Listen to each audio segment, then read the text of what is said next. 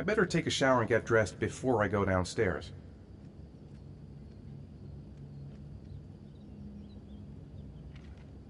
Gone shopping. I'll pick the kids up from school at lunchtime, and then I'll come home to get things ready for Jason's birthday party. Don't work too hard. I love you.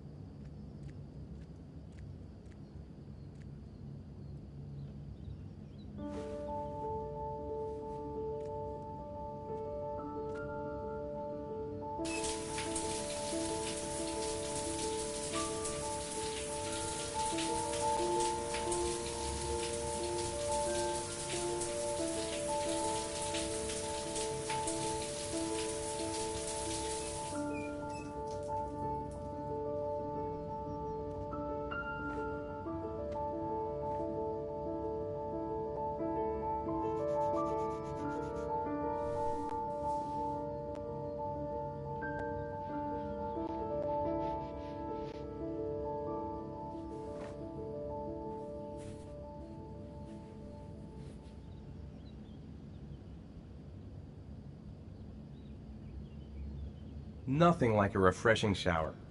I almost feel awake. I'm as clean as a whistle. Time to get dressed.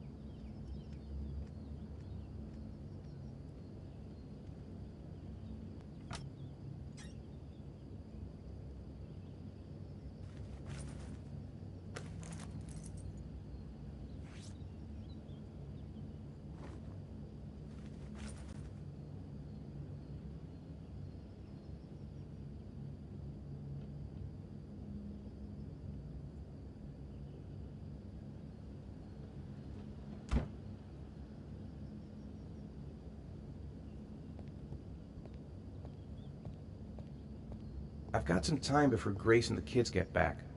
Better get some work done.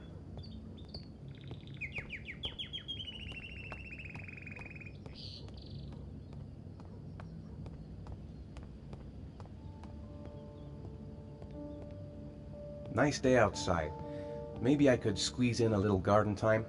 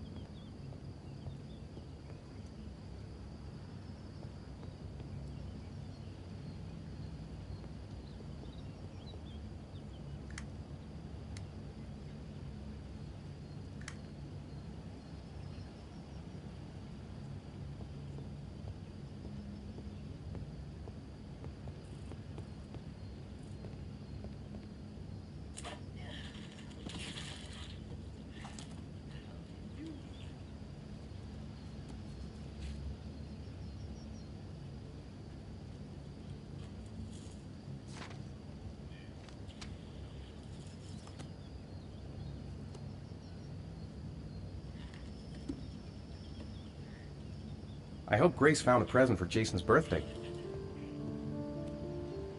It's almost lunchtime. Grace and the kids will be back any minute. Whew, it's stuffy in here. I should get some fresh air in the garden. How about some music?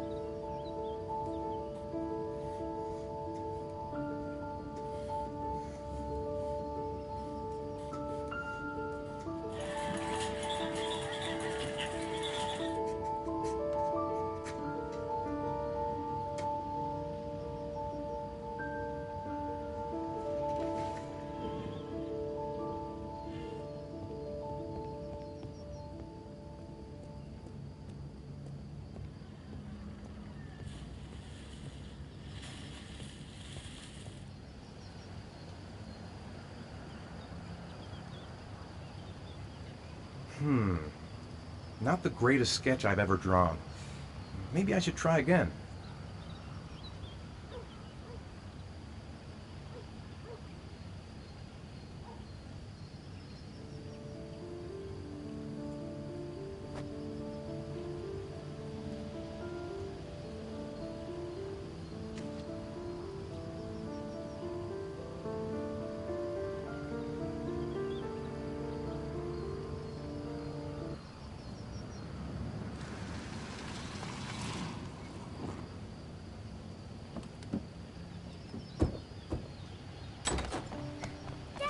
Hey, take it easy. You're gonna knock me over. So this is your big day, huh? Am I grown up now? 10 years old. That's not exactly grown up, but you're getting there. Now, can I drive your car? And I think you're gonna have to wait a little while for that. Ethan, can you please help me? I'm coming.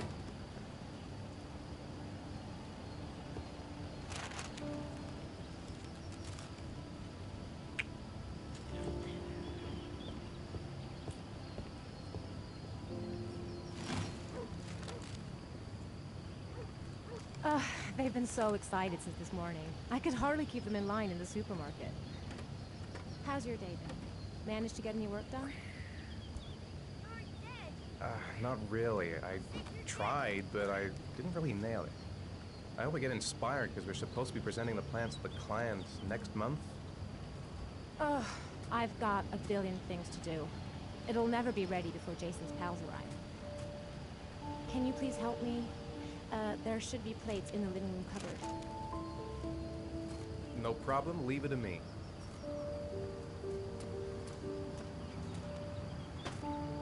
That door is always sticking. Give it a big tug.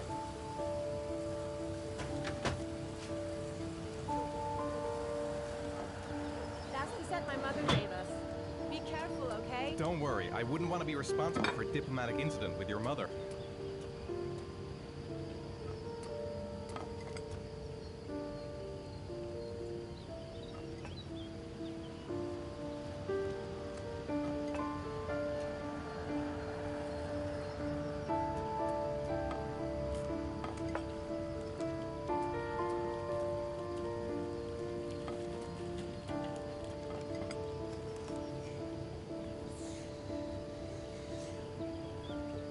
I think I'll go outside and play with the kids.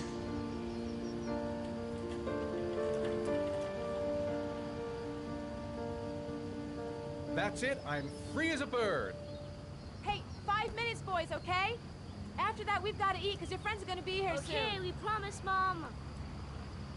Who wants to go first? Me first! No, me me first! Easy, fellas. You can both have a turn.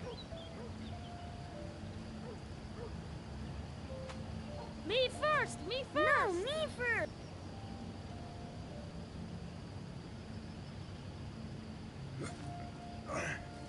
Okay, Sean, get ready. Here we go.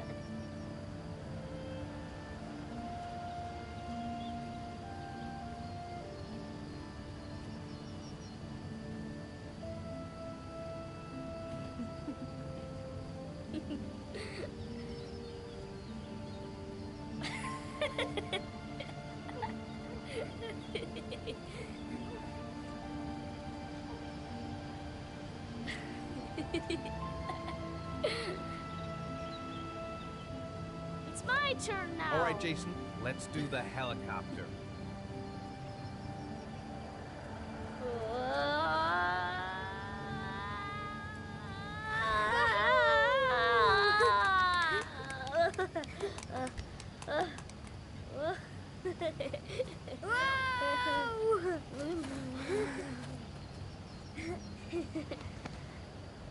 Come on, Dad, show us how strong you are. Big muscles. Be careful, hang on.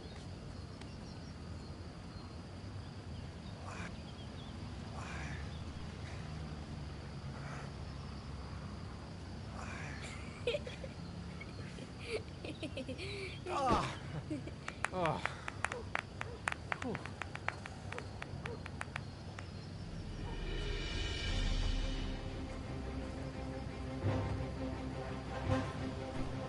This time you're done for.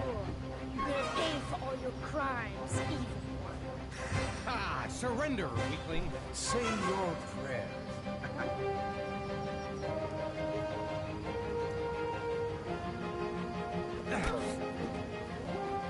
Come on, Jason. Fire! Give up. I am victorious. Watch out! Oh! Attack! Attack! Whoa! Ah! Pay for that.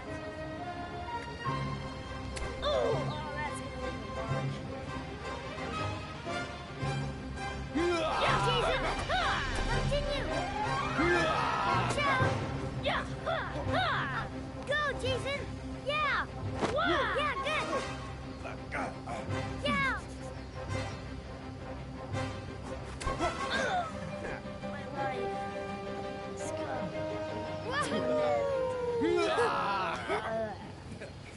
kids. You coming in?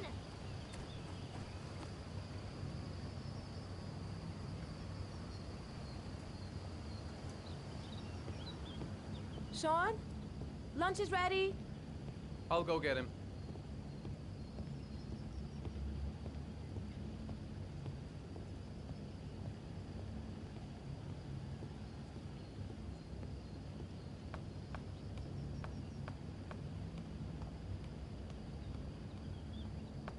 Why isn't Sean at the table? He should be around here somewhere.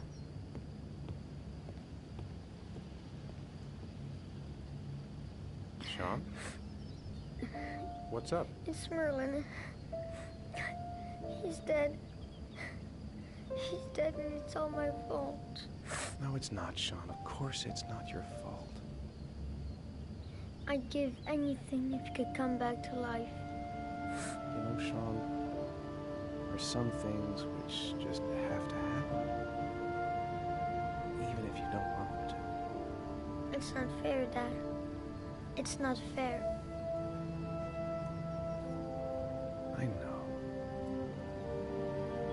I know.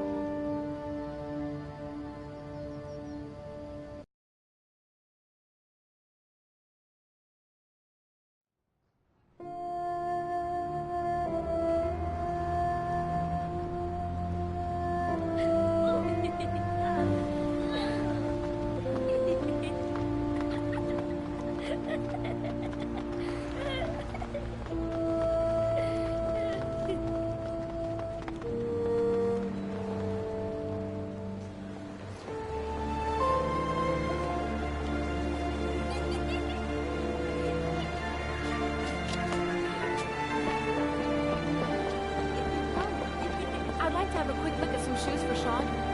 Can you watch Jason for a minute? I promise, we won't be long. Sure, no problem. We're not going anywhere, are we, Jason? Come on, honey.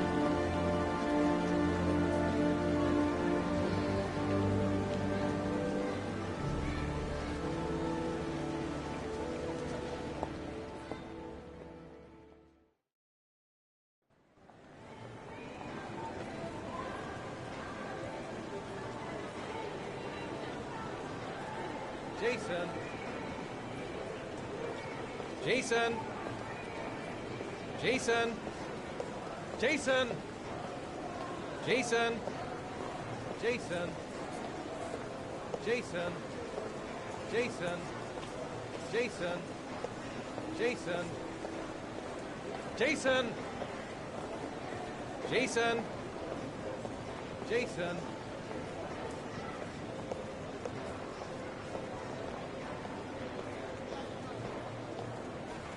Jason, you really shouldn't run her off like that, you know? There's an awful lot of people in here. Please, Dad, can I have one? I would really love to have one. Please, Dad, come on. Okay, let's go buy a balloon. Great! Hey, champ. What's your name? Jason, Which balloon would you like, Jason? the red one. Here you go.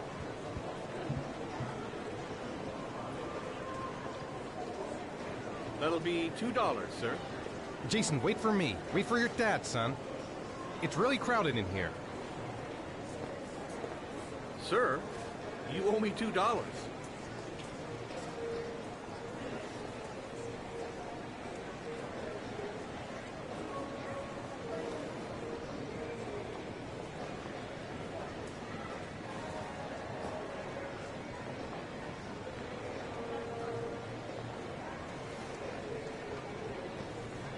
Keep the change.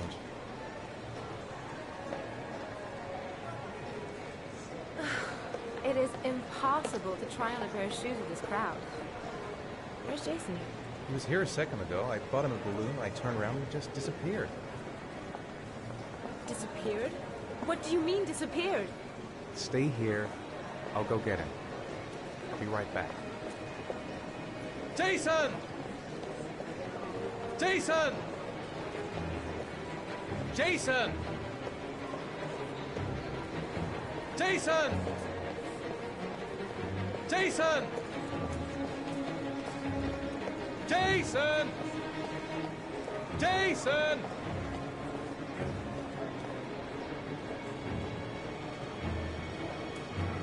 Quick, I need to go downstairs now or I'm gonna lose him in the crowd. Jason! Jason! Jason! Jason! Jason! Jason! Jason! Whoa! Jason! Jason! Jason! Jason! Jason! Jason! Jason! Jason! Jason! Hey, be careful. Jason! Jason! Hey, man, watch it. Jason! Jason! Hey, Jason! watch it. Whoa. Jason! Jason! Nuts. Watch it. Jason! Hey.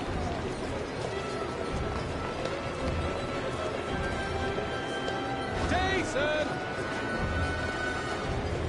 Jason! Jason! Hey, man, watch it. Jason! Jason! Hey, man, watch it, dude. Jason! Hey, what's the matter with you? Jason! Hey, watch it. Jason! The red balloon. Jason! Jason. Jason!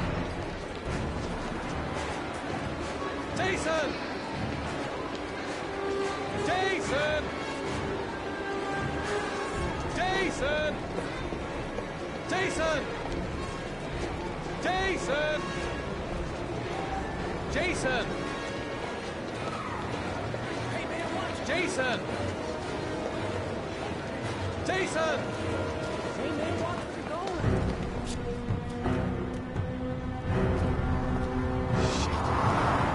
Shit!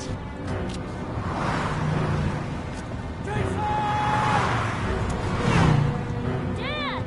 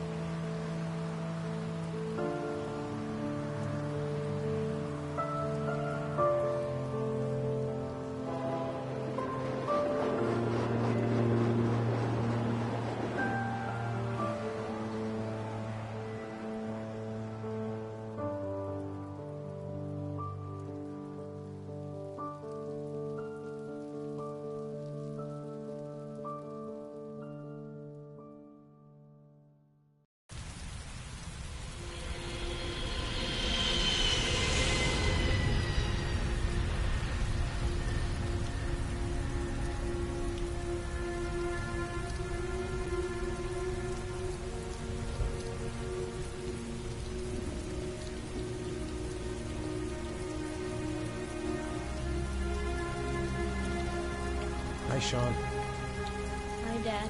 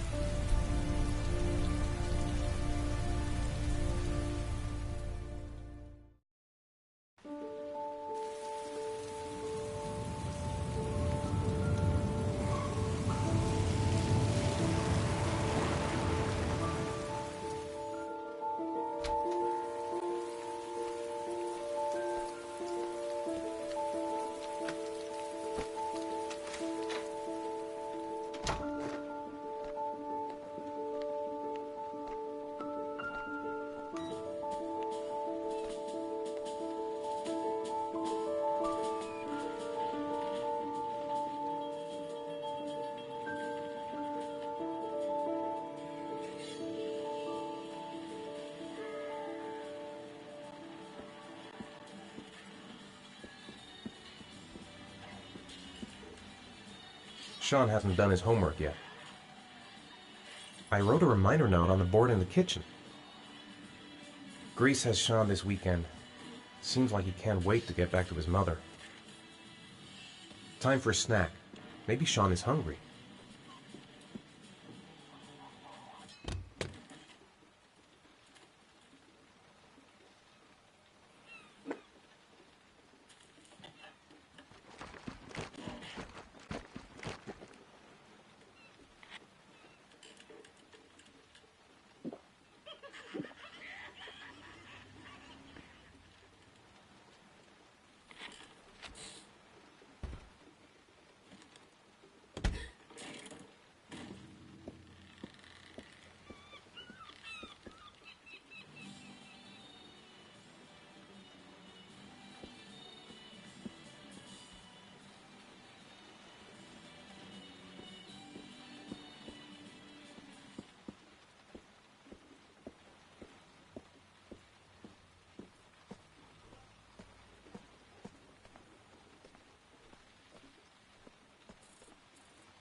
It's time for your snack. Are you hungry? I guess, a little. Let's see what we can find in the kitchen.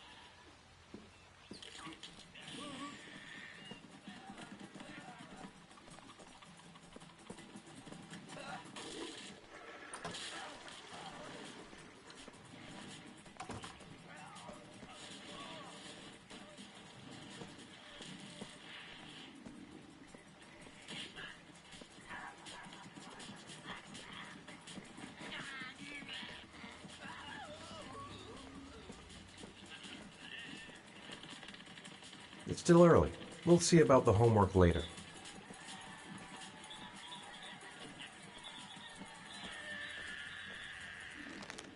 Here, Sean. Here's your snack. Thanks, Dad.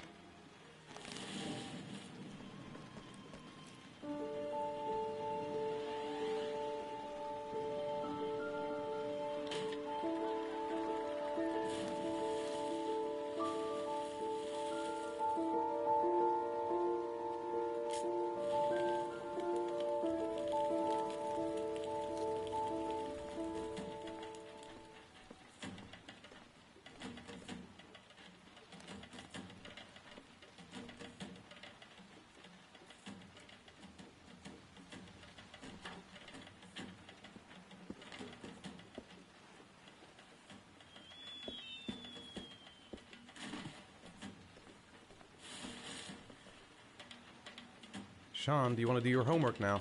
Please, Dad, let me watch TV a little while longer. We'll do it later, okay? I think we should just get right to it. Then it's done and out of the way. Now, get your bag and get set up in the kitchen. I'll help you.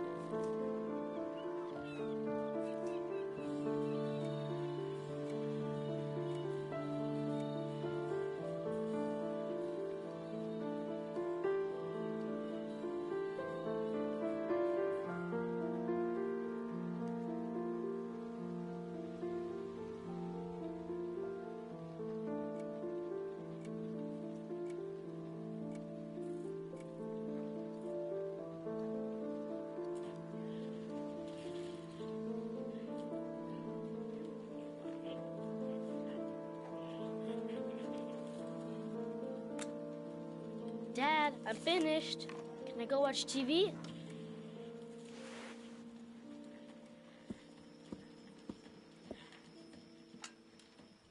Let me have a look. Pretty good. Looks like you're done. Off you go.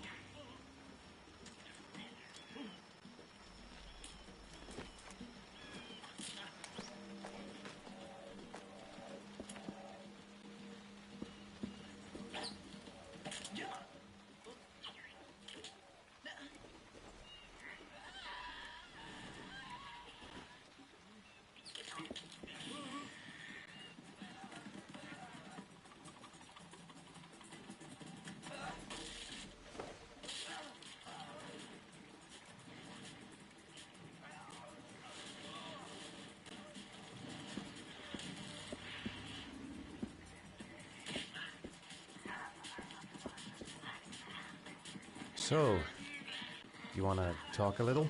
Talk about what?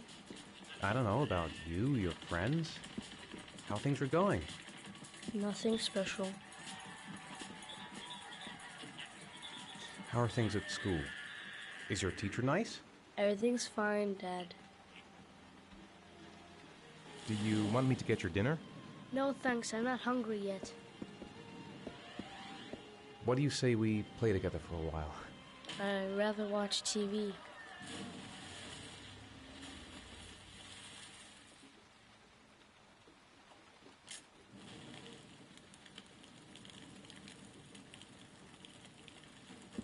Do you want me to get your dinner? Oh yeah, I'm really hungry. Okay, I'll go see what I can find. I'll call you when it's ready.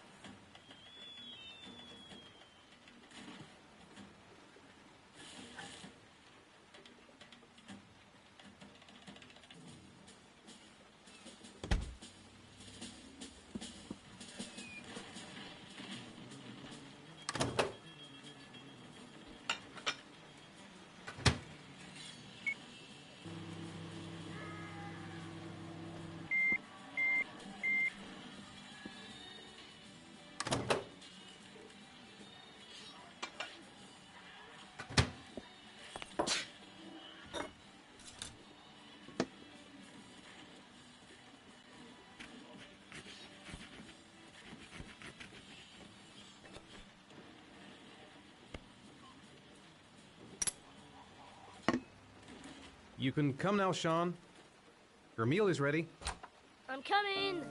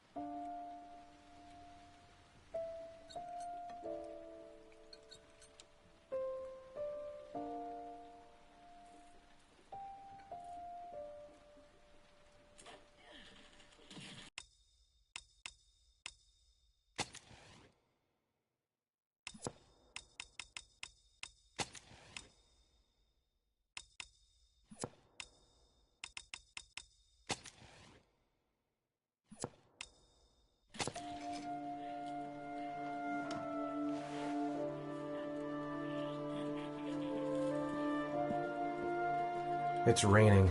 I'd better get back inside. What am I thinking? I can't leave Sean alone in the house.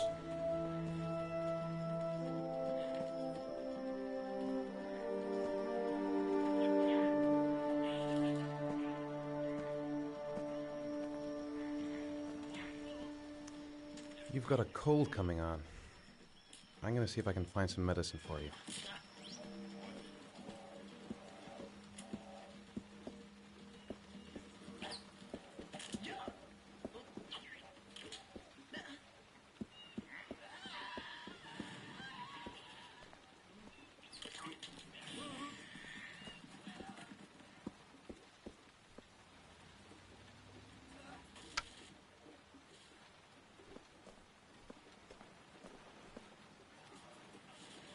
I think there's some medicine in the bathroom cabinet.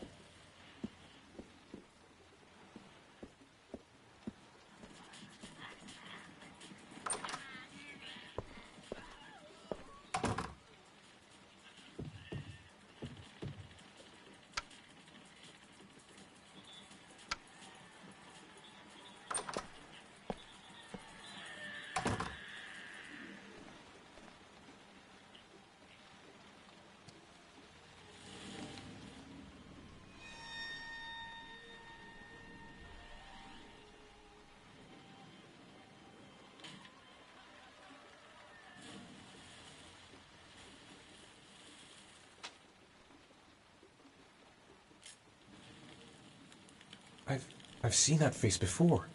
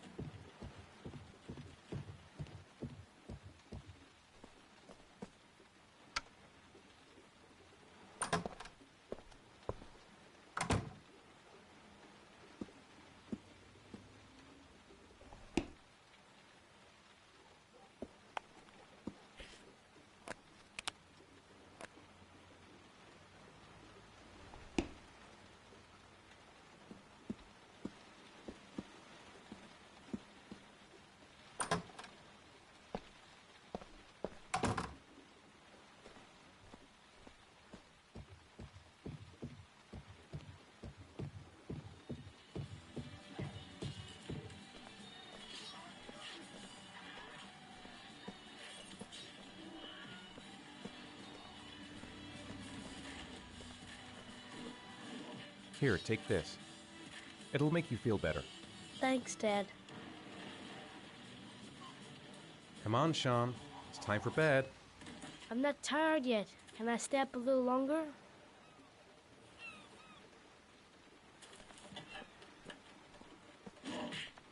All right, we'll wait a little before going to bed. But don't say anything to your mother, okay?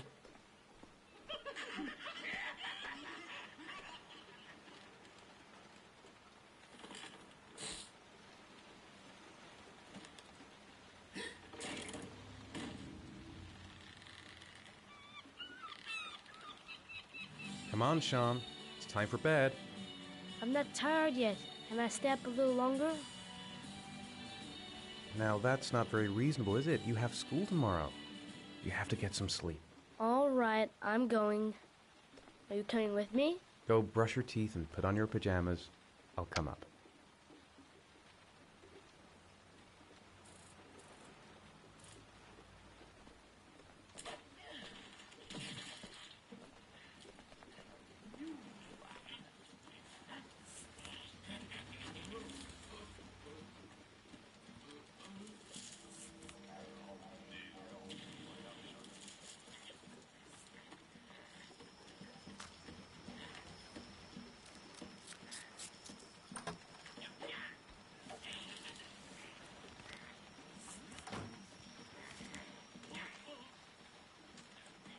When the parents came home from church, all their children were gone. They searched and called for them, they cried and begged, but it was all to no avail. The children have never been seen again.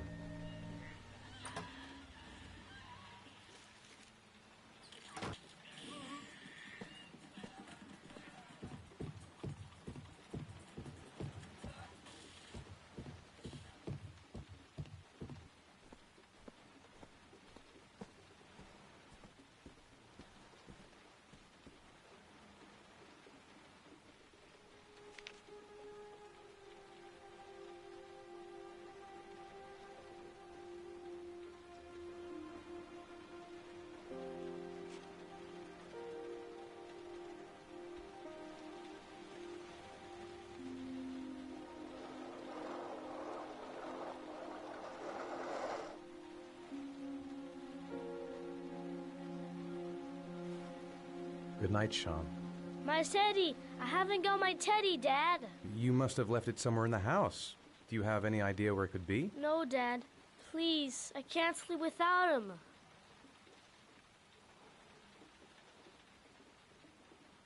All right, I'll have a look around and see if I can find it, okay?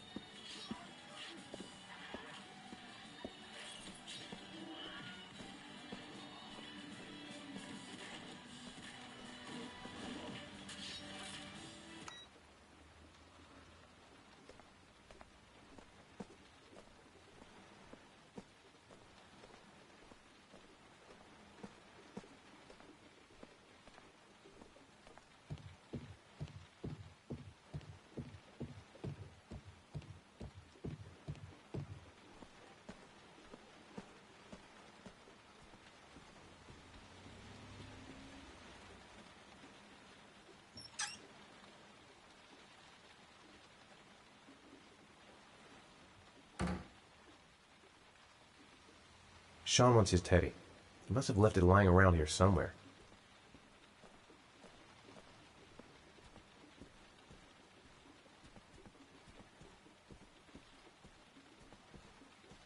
That's too bad, Sean. Time to sleep now. Oh no, Dad. Please, I need my teddy. All right, I'll have a look around and see if I can find it, okay?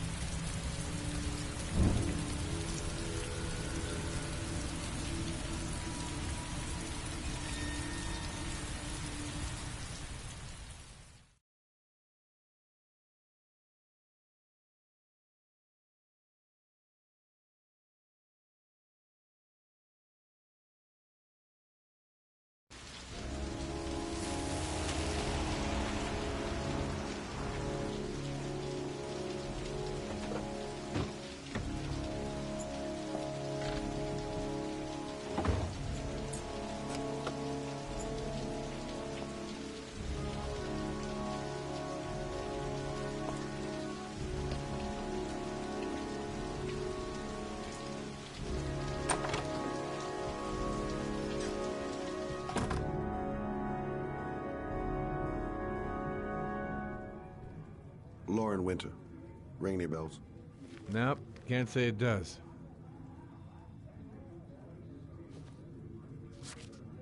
Oh, that Lauren Winter. 3rd floor, last door on the left at the end of the corridor.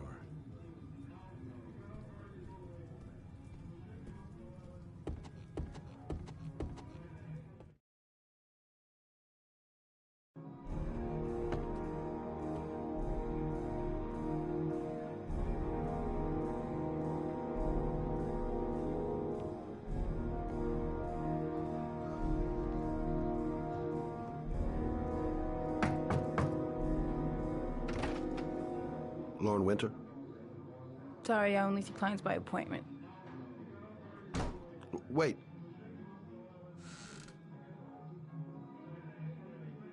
It's $50. I don't kiss and I don't do any weird shit. Fine by me.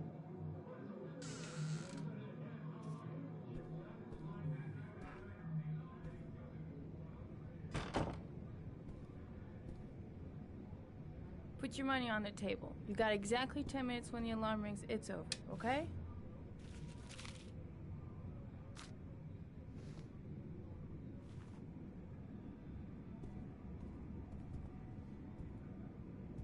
You should take your clothes off. We ain't got all day. Actually, I'm not a customer. Shit, a cop. I should have known. What do you want, a freebie? Is that it? My name is Scott Shelby. I'm a private detective. The families of the victims of the origami killer asked me to investigate the murders. I came here just to ask you some questions about Johnny. I already told the police all I know and I have nothing to add. Leave me alone. I understand, Lauren. I know what you're going through. Oh yeah? You know what it feels like to find your own son's body on a wasteland? I'm sorry, I don't believe you have the slightest idea what I'm going through, Mr. Shelby. The killer is walking around free as we speak. He'll kill again if he's not arrested. My Johnny's dead, so what difference does it make? I bought 10 minutes of your time, didn't I? All I ask is that you use that time to answer some questions. You want to pay me to tell you about my son? Is that it? You can buy my body, Mr. Shelby, but my son is not for sale. Get out of here. Get the fuck out!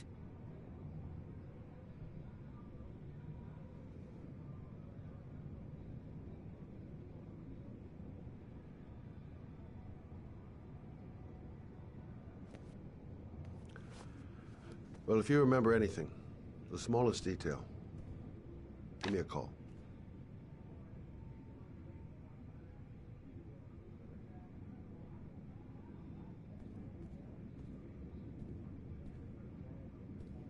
No point in pushing it.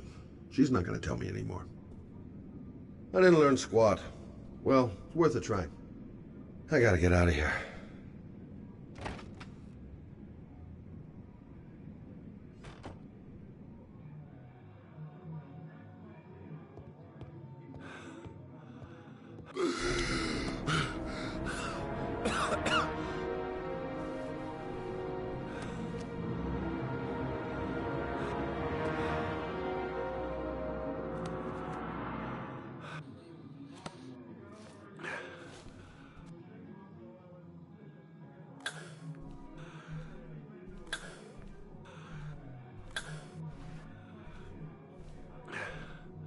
Lauren!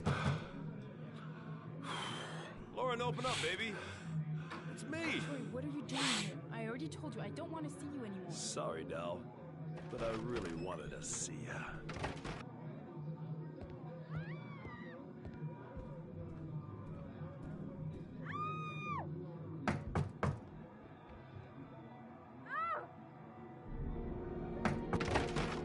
What do you want, asshole? Lauren, is everything all right? She's just swell. Now beat it, loser!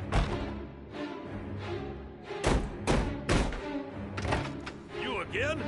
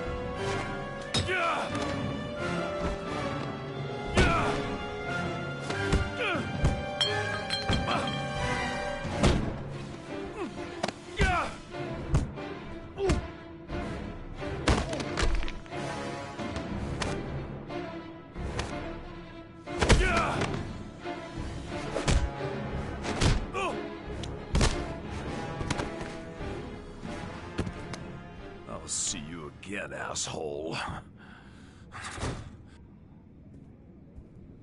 Are you alright? Better than him, I guess. Who is he? An ex-client who thinks he owns me. He was getting violent, and I told him I didn't want to see him anymore. Well, you should be careful. He'll probably be back. Sorry about the mess. Mr. Shelby? Yeah. Thanks.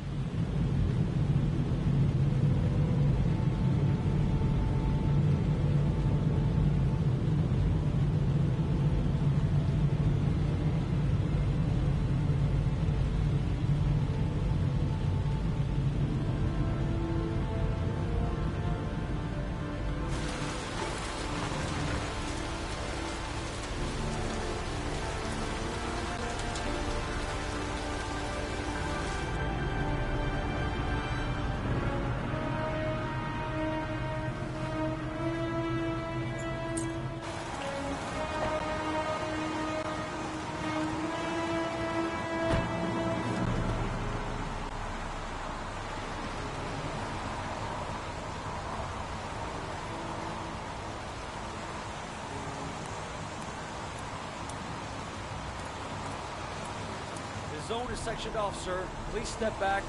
Agent Norman Jaden, FBI? You got a badge or something, Mr. Jaden? Yeah. Yeah, of course.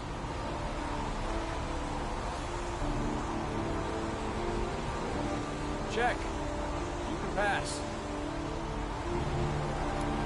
I'm looking for Lieutenant Blake. Is he around? I saw him arrive earlier. He's here somewhere. Thanks.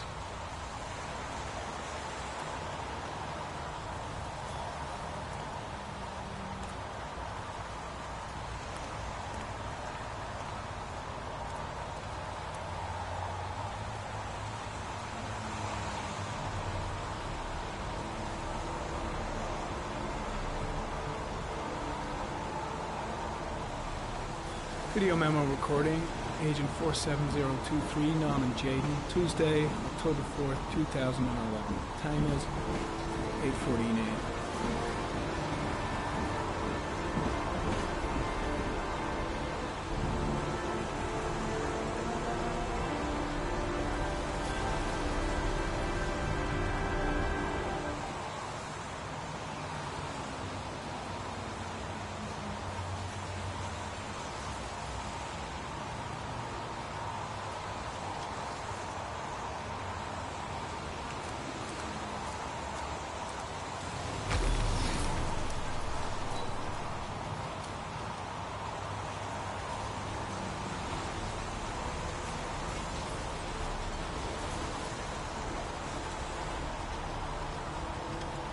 Unrelated to the investigation.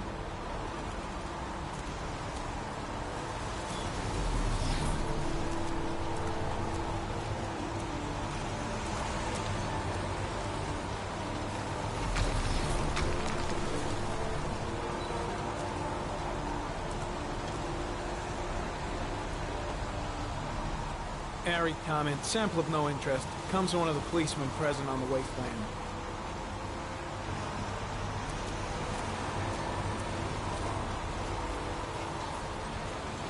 Hey! You there! What are you doing?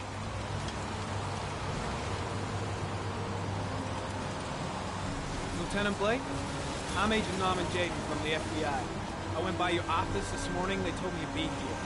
Now, if you're looking for rain, dead bodies, and highways, you come to the right place. Mike, will you tell that asshole with the bulldozer to stop for 5 minutes? I can't hear myself think here. Right away, Lieutenant. Well, are you coming, Jaden? So, what happened? Some guy taking his dog for a piss found a body about 6 o'clock this morning. We don't know much more right now. Based on what we've seen, looks like the work of the origami killer. Any witnesses? None yet. Given the neighborhood, I'd be surprised if anybody saw anything. Any news on the coroner? He's on his way, Lieutenant. We've been waiting for an hour, for fuck's sake. There are a lot of people on the crime scene. Aren't you afraid your men might destroy some clues? You don't find proof sitting behind a desk. We're not in the habit of trampling things into the ground, even if we're not in the FBI. No, of course not. That's not what I meant. Tony, I don't want to see a single shit-stirring journalist within a mile of here. You got it? Yes, Lieutenant. Has the time of death been established? Based on the rigor mortis, must be less than 6 hours ago. We should know more once the coroner has had a look. Has the body been identified? No, not yet. We should know more later today. Listen, I'm a little busy here. Why don't we discuss all this a little later, back at the office? Oh, no problem. I understand. Do you mind if I have a look around? Be my guest. Hey, Jaden, you come and see me if you find anything, okay? We're on the same team now.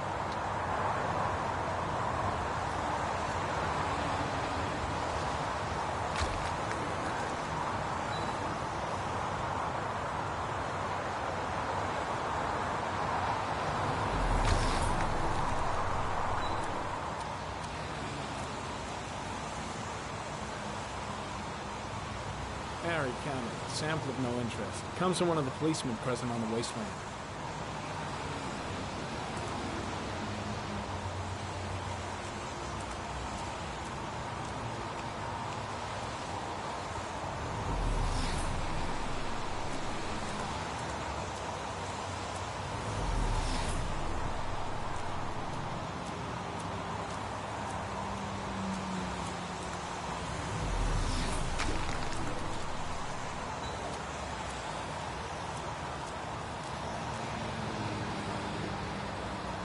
Very common. Traces of footprints leading toward the body. They don't look like those of the police. No correlation with the body for the moment.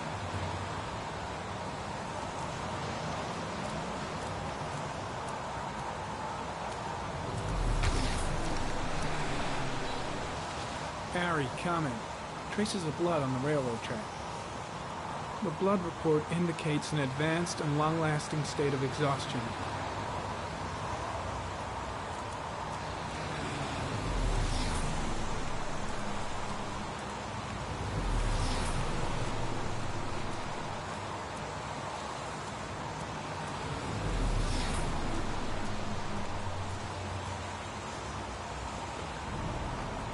Harry comment. The victim is lying on his back.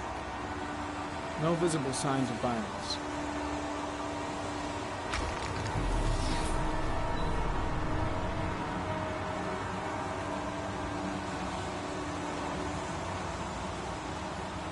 A small origami figure in the right hand. Fingers were probably closed after the time of death.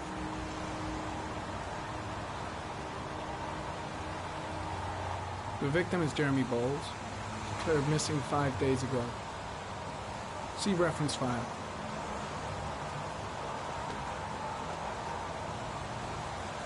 An orchid was placed on the victim's chest.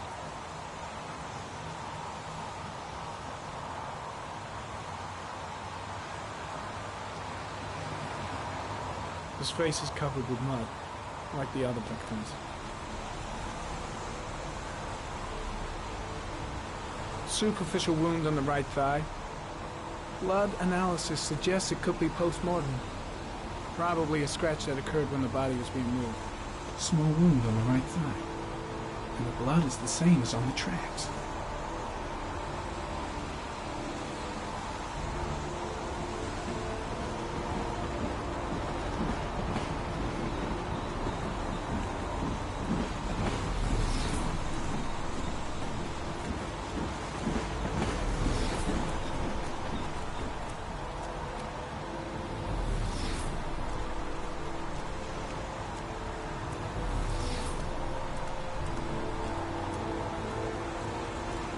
strange character, that Blake. Didn't seem too pleased to see me. There's a railroad track near where the body was left. Same as all the other victims. Harry, come in. Orchid pollen detected. Probably from the flower left on the body.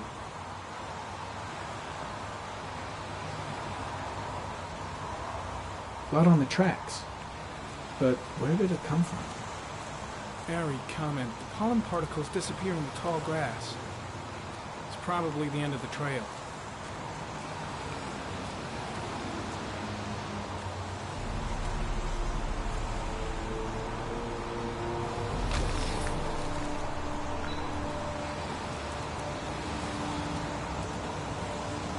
Airy comment.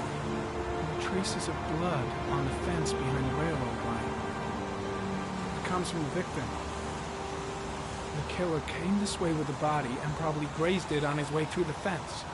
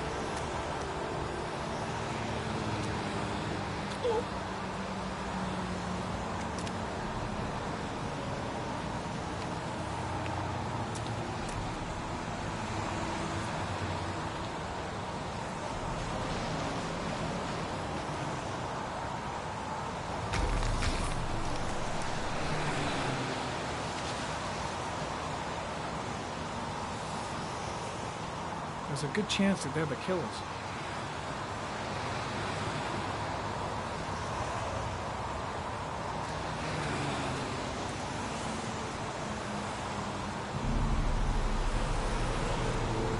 Harry, comment.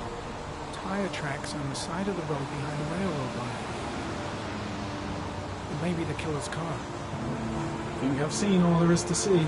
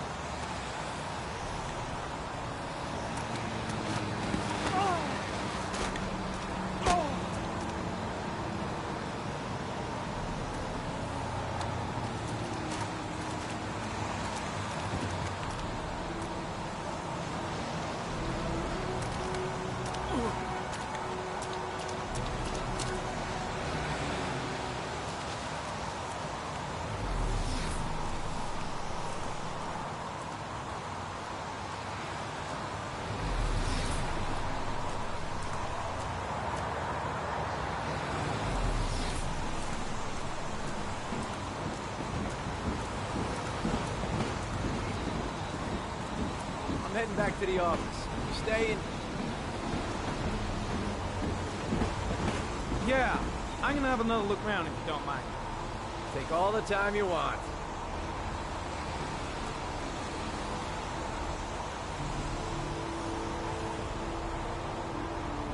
I think I've seen enough. Better get back to the station before I catch pneumonia. Way too many people here. They're trampling all over the crime scene.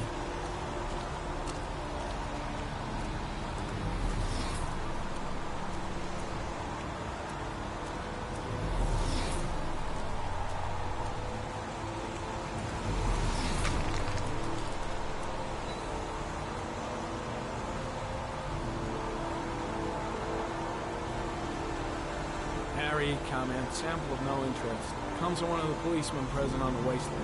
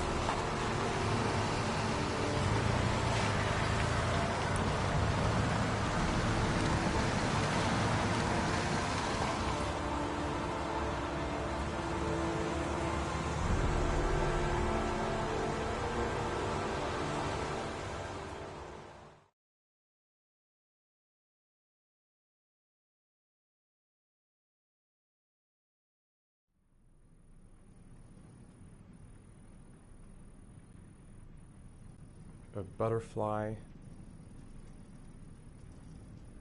A wolf's head.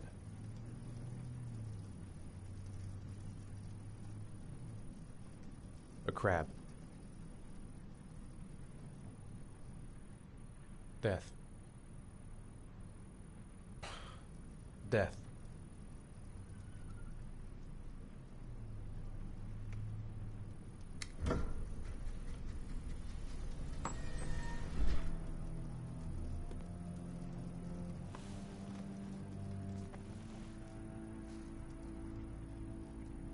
I have the results of your MRI scans.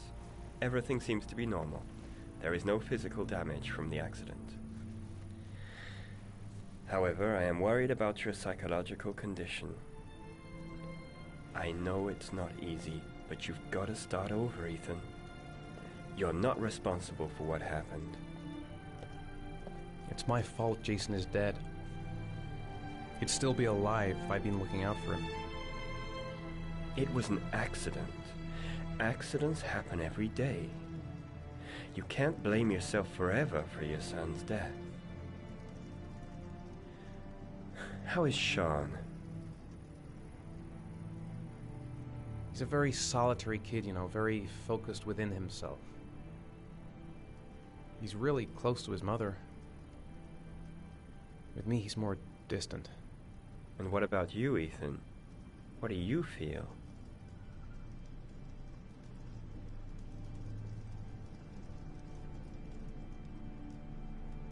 I stopped living at the same time Jason did. When that car ran into us. Is there something else you wanted to tell me, Ethan?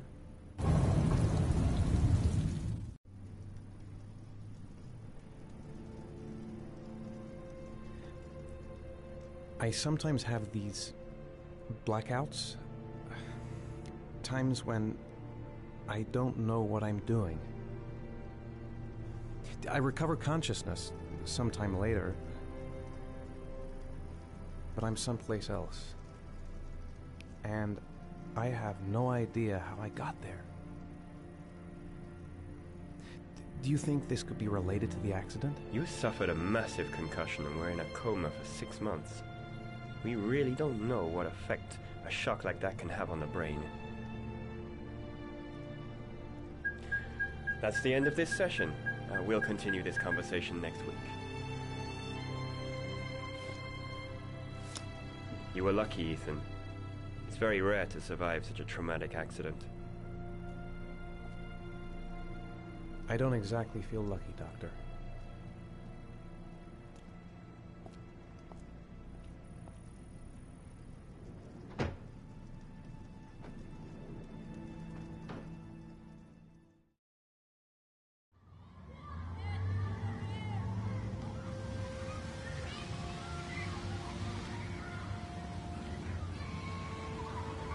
Do you want to eat something?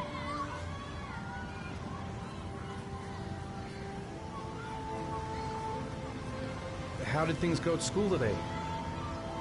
The teacher yelled at me for being late again. She's gonna send me home the next time it happens. I'm sorry about that, Sean. Next time, we'll really pull it together, okay?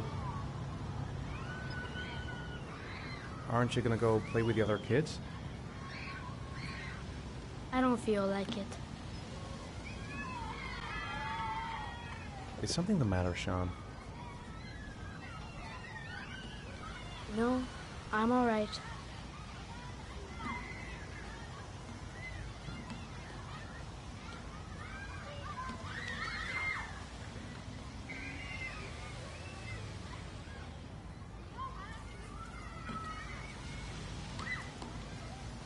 I haven't been on a seesaw in a long time. What do you think? Yeah!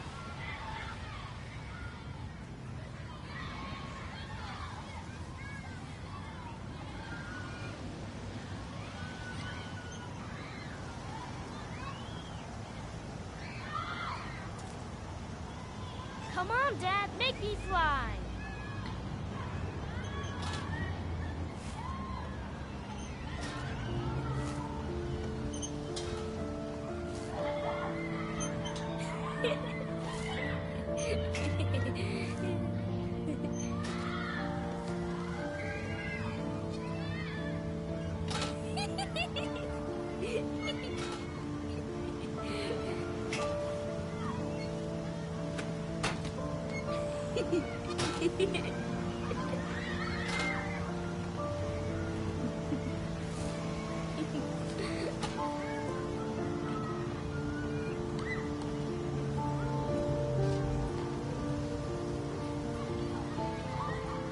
What about that merry-go-round?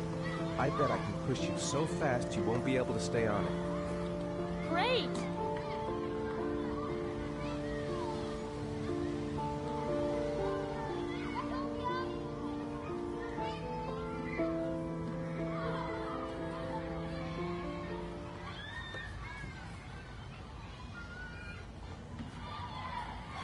Go on, Dad, as fast as you can. Faster! Faster! Come on! Faster, faster!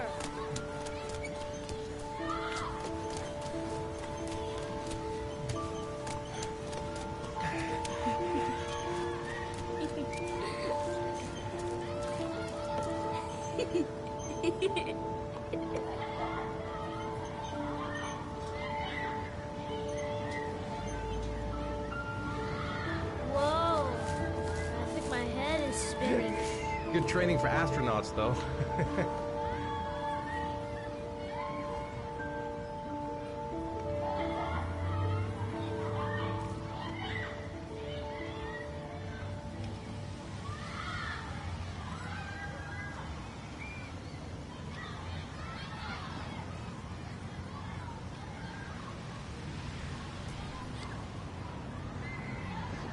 You want to go play on the swing? I'll push you. Okay.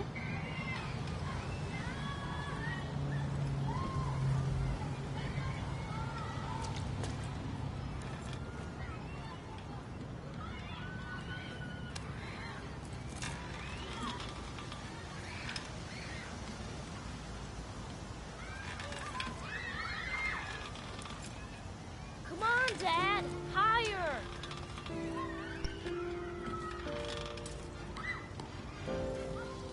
You're not pushing, Dad.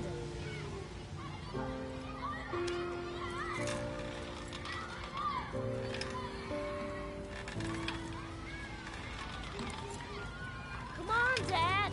Higher!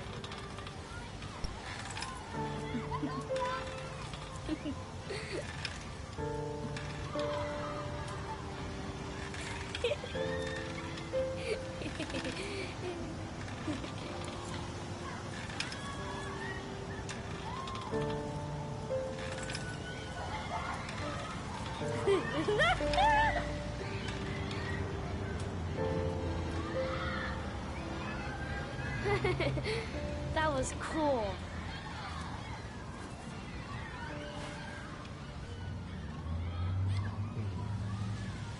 Looks like rain's coming. I think you better go. Okay.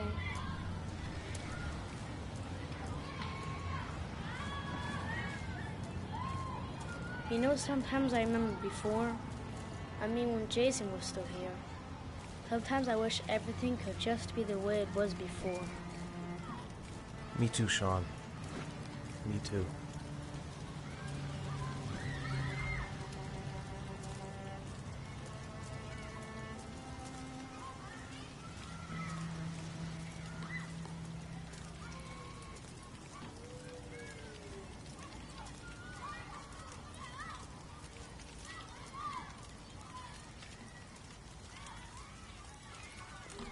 Hey, Dad, can I have a ride on the carousel? Can I? Sure. Go pick a horse and get on. I'll get a ticket.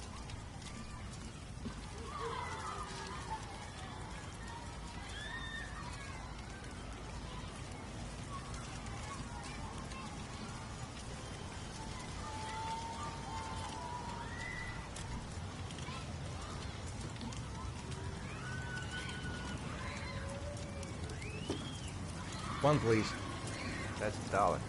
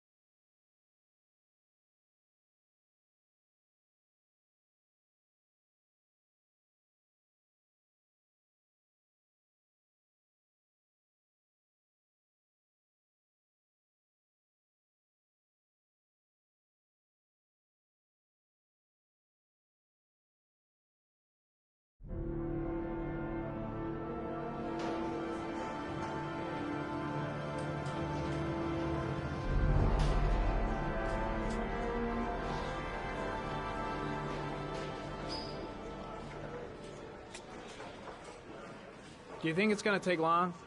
No, he should be finished soon.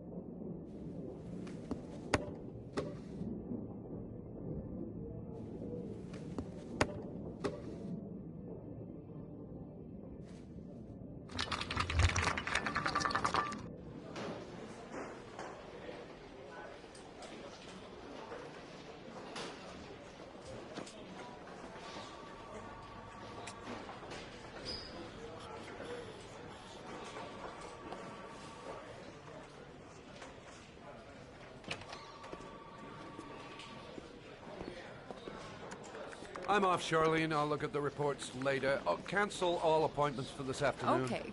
Oh, Captain. Agent Norman Jaden from the FBI is here. Jaden, of course. We've been expecting you. I'm in a bit of a hurry. Do you mind tagging along? We can talk as we walk. Yeah, of course. I wanted to introduce myself before getting started, but perhaps there's a better time. No, it's fine. I just have to get to the press conference. We have them every day now. Believe me, it's not always easy finding something to tell them. Fortunately, today we have some news. Have you met Lieutenant Blake yet? Yeah, we met this morning. He has his own methods, but he's a good cop. I'm sure you'll get on well together. Do you know how to tie a knot in a necktie? I guess.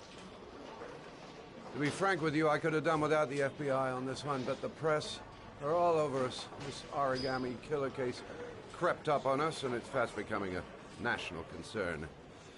There are hundreds of killers in this country, but what do you know? This guy is exotic. He leaves flowers and origami figures. Work that one out. Then the press get onto it, and we suddenly become the center of the universe. I'm here to arrest a serial killer.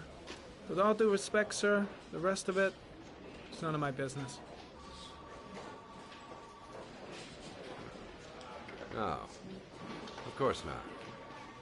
All I'm asking is that you make progress, and fast. The press want a perpetrator, and we're gonna have to serve him up on a silver platter. Not bad. Oh, go see Charlene. She'll show you to your office. Yeah, check in on the press conference if you're interested. It'll give you an idea of the political climate around here. Thank you, sir. Welcome to the club, Jaden.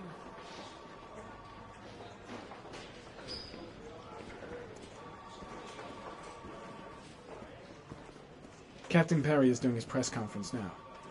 Might be interesting to have a look. I'll have a look around the station. Stretch my legs for a bit.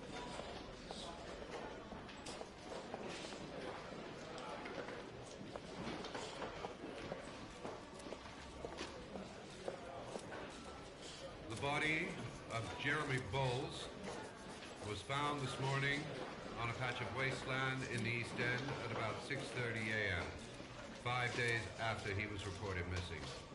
An autopsy will be conducted tomorrow to determine the exact cause of death, but going from first indications, it would seem that he drowned. The state in which the body was found suggests the methodology of the origami killer. The investigation should confirm this in the coming days. The police I'm dying of continuing to thirst. work around the clock. Where's the water cooler when you need one? As quickly as possible. I should get Perry's assistant to show me my office. I can't wait to get to work. Strange character, Captain Perry. Seems to be more interested in meeting the press than investigating the crime. I saw Blake when I arrived. Maybe I should go talk to him.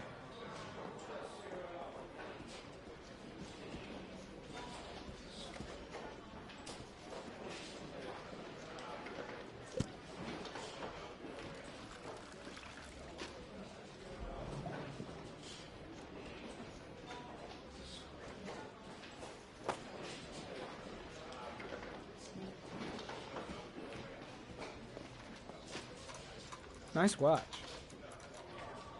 Oh, it's the present we offer to our new lieutenants. We bought the same model each year for the past 20 years for each promotion. It optimizes everybody's time, and it's the kind of thing that always goes down well. You can contribute to our fund if you like. We're still a few dollars short. Congratulate Larry on my behalf. I'll be sure to do that, sir. Captain Perry said you could show me to my office? Yes, of course. Follow me.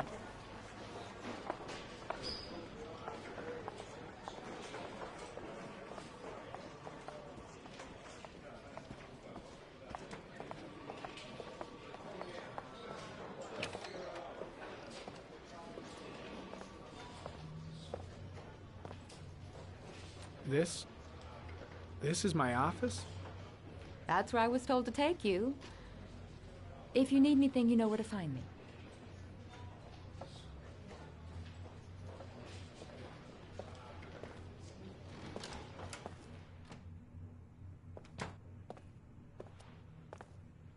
Okay, time to work.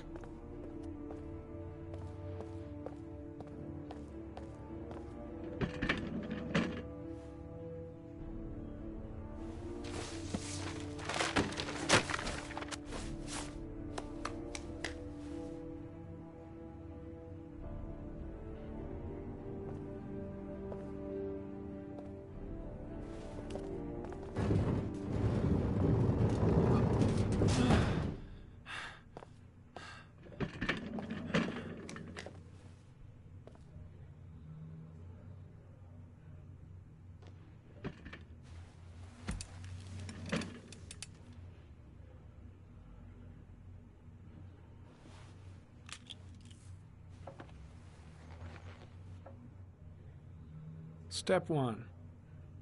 Change the office.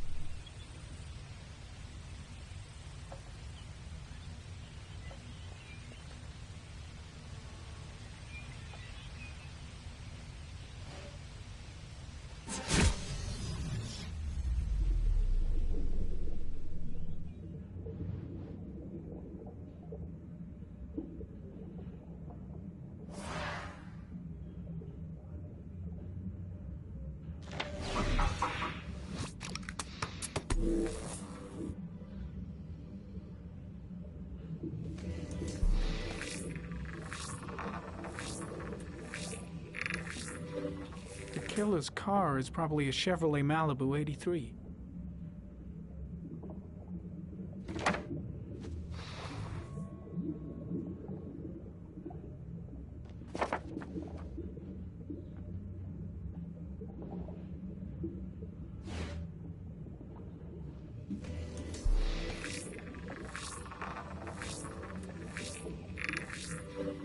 No prints or specific clues.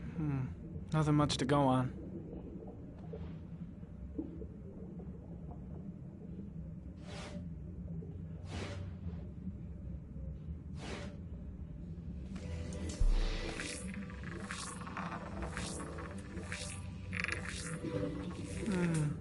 A common species. That doesn't help much. The orchid is a common species. It can be found at any flower shop.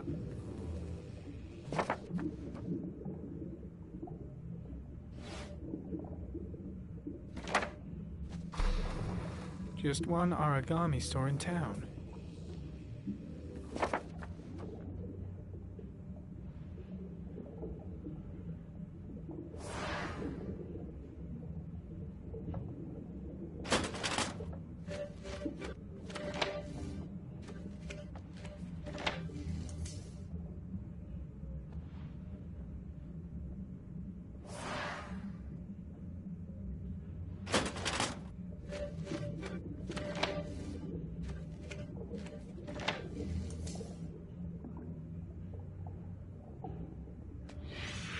Eight victims in the last 3 years. All boys, aged between 9 and 13. No signs of violence. The victims disappear from public places in broad daylight. No one notices anything. Bodies are found 3 to 5 days later. Drowned in rainwater.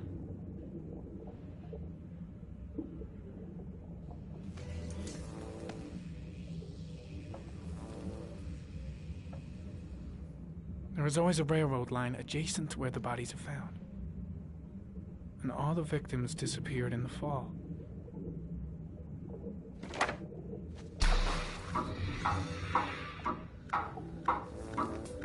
The killer has a large comfort zone.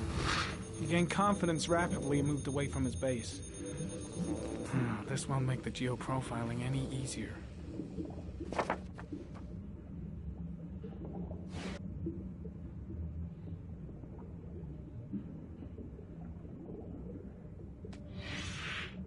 Always the same ritual. An origami in the hand, an orchid on the chest. The victims have always been dead for less than 6 hours when they were found, which means they remained alive for several days before being drowned. Over 3,500 people questioned. Over 100 suspects interrogated. But not a single lead to go on.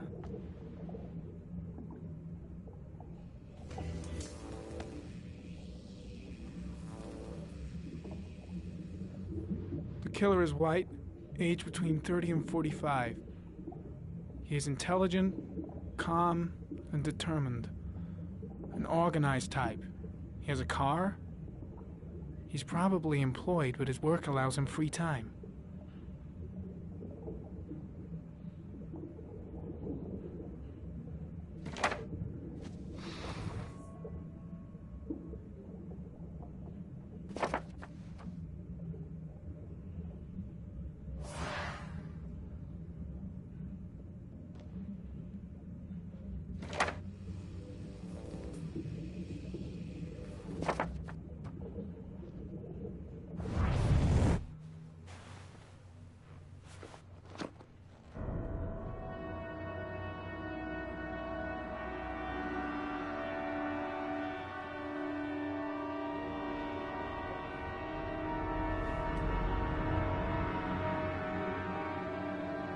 Here we go again. I better go wash my face.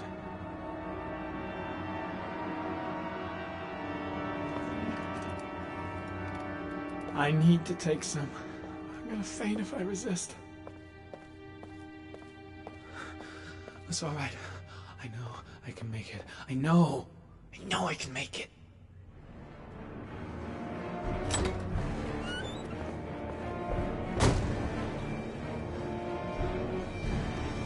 Is everything all right, sir?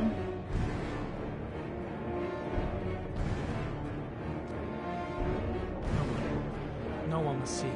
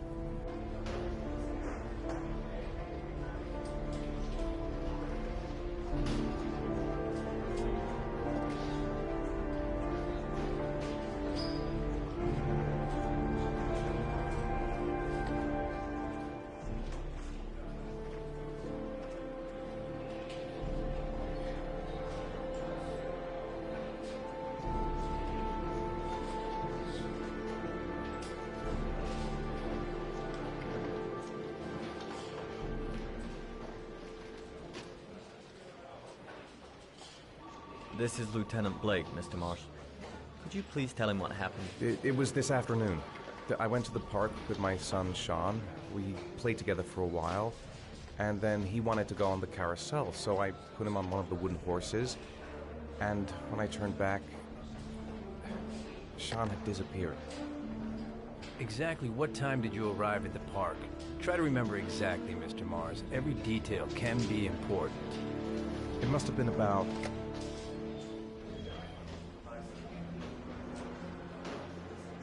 4:15.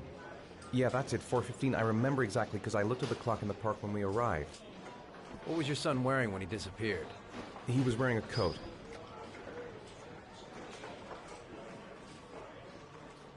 A beige coat. And a pair of pants.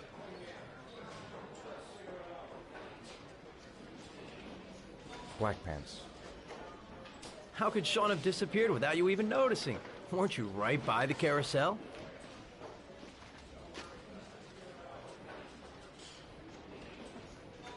I can't remember exactly. It all happened so fast. You say you took your son to the park after school, but you didn't report him missing until 8:15. Why did it take you so long to contact the police? I searched the whole neighborhood for him. I thought he couldn't have gone far. Did Sean have any particular difficulties, Mr. Mars? Anything that might have caused him to run away? Sean is a sensitive child. Our relationship has been a little difficult recently. Everything okay at school? Any particular problems between you and your wife? My wife and I have been separated for the last 6 months. But Sean would not have gone off without telling his mother or me. All right. That's all the questions I have for now. You're free to go, Mr. Mars. We'll continue to look for Sean overnight. We'll contact you if we have any more questions. Do you think the origami killer... Listen, your son's probably just run off and he'll turn up in a couple of hours. But what if it is the origami killer? Well, then we have about 4 days to find him alive.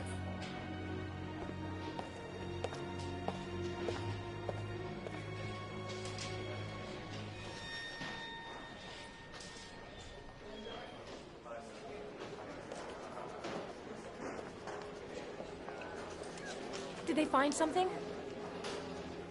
No, nothing yet, but they're gonna keep looking through the night.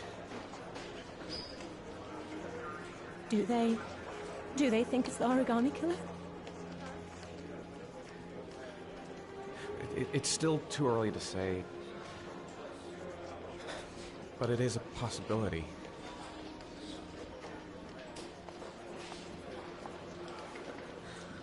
What happened, Ethan? How could you lose Sean like that? You should never have taken your eyes off him. I mean, for God's sake, how hard is it to keep your eye on a child in the park? Why did you leave him, Ethan? Why? Wasn't it enough losing Jason? I'm sorry. That's not what I meant to say.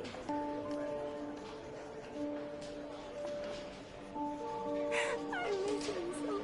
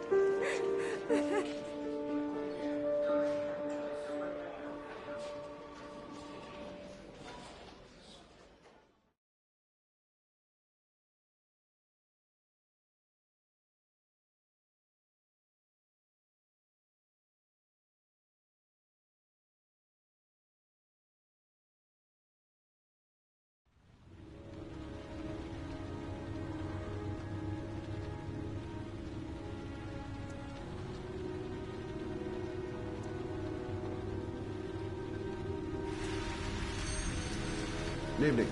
Good evening to you, sir. Can I help you, sir? Well, I hope so. My name's Scott Shelby. I'm a private detective. I'm investigating the case of the origami killer. I'd like to ask you a few questions. My son is dead, Mr. Shelby. I have nothing more to say.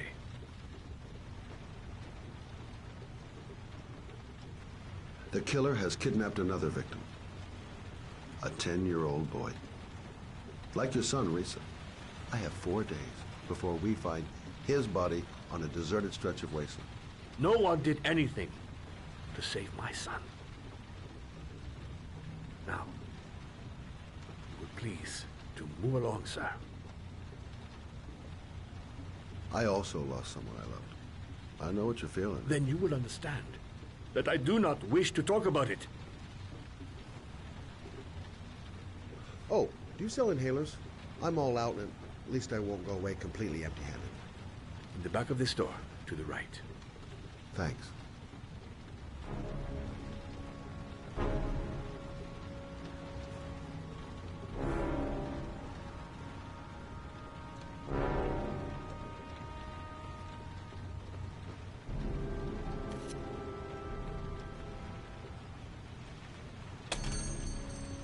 Good evening, sir. Are you looking for something in particular? Give me what you got in the register. Don't fucking try anything. Open the register, you dumb fuck. Put the money on the counter. Shit, are you deaf or what? Are you gonna open that fucking register or not? No, sir. You do not have the right to steal that money from me. I have worked very hard to earn it. You cannot have it. What did you say? You're out of your fucking mind, man. You don't get it, do you? I'm gonna put the fucking bullet right between your eyes if you don't do what I say now. Don't turn You around. shall not be robbing my register, sir. That money is mine. I ask you now. Hey, you! Come here! I said come here now! Don't move! Hands up! Put your fucking hands up or I'll shoot!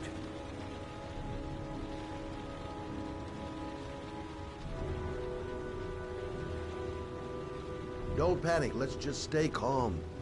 Nobody here wants to hurt you. We're all just gonna be cool, and everything will be all right. Yeah. I'm cool, man. Everything's gonna be all fucking right.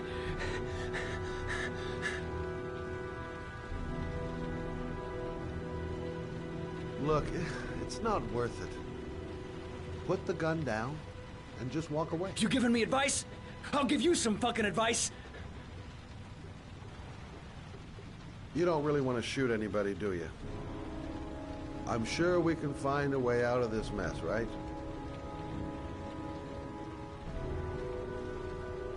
My name's Scott. What about you? What's your name? Andrew. My name's Andrew.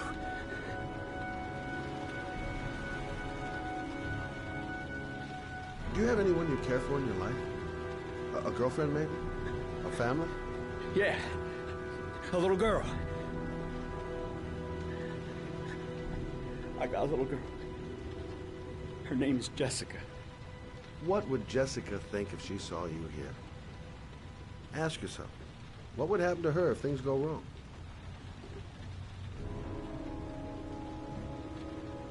You haven't done anything serious yet.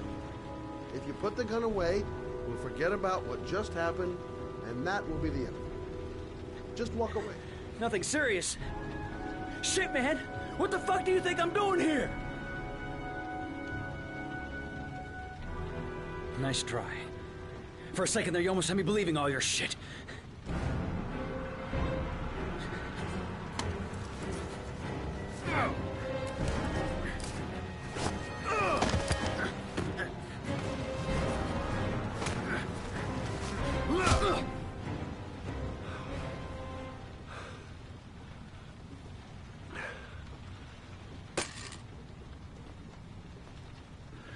Thousand thank you, sir.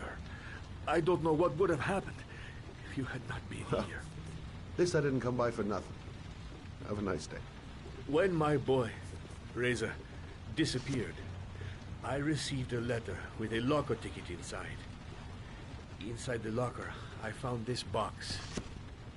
I do not understand what it means, but I think it must be a sort of message from the man who took my son from me. Can I?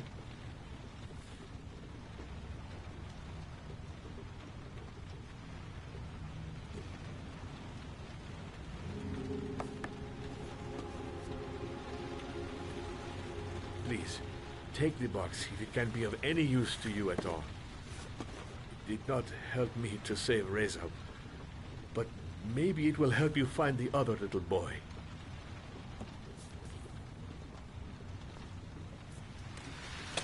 Mr. Shelby, I was beginning to think that there was no good to be found in this place. I can see now that I was wrong.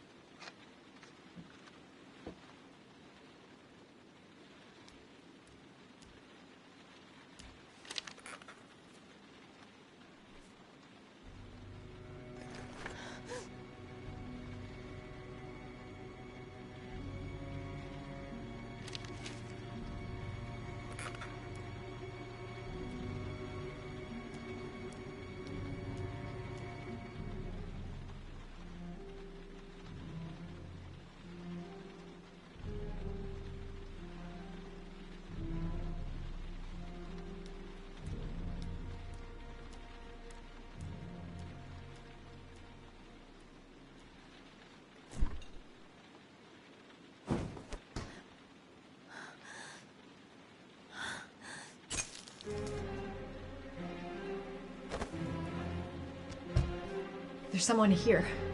There's someone in the apartment. The phone on the desk. I could call for help. The front door. It's the only way out. If I can reach it, I still have a chance.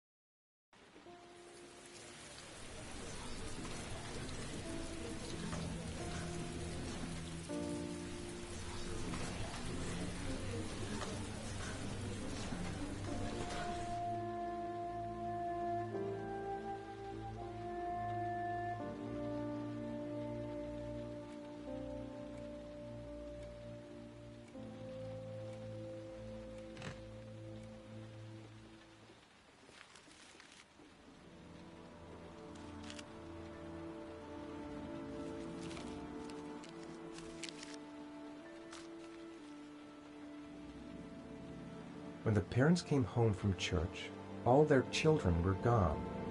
They searched and called for them, they cried and begged, but it was all to no avail. The children have never been seen again.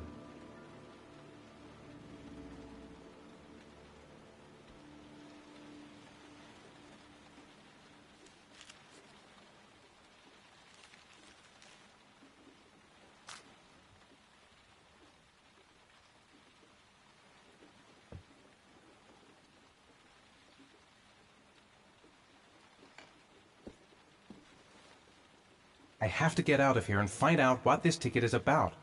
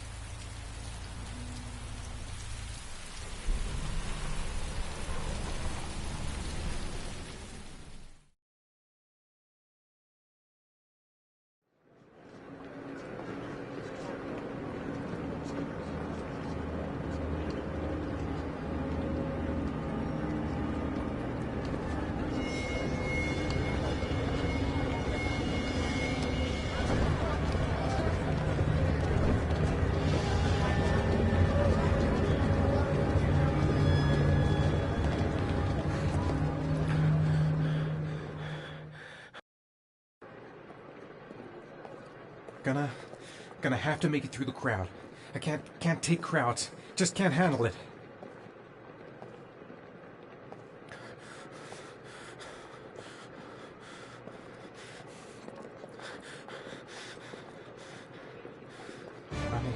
I can't make it. Too many people. Too many people.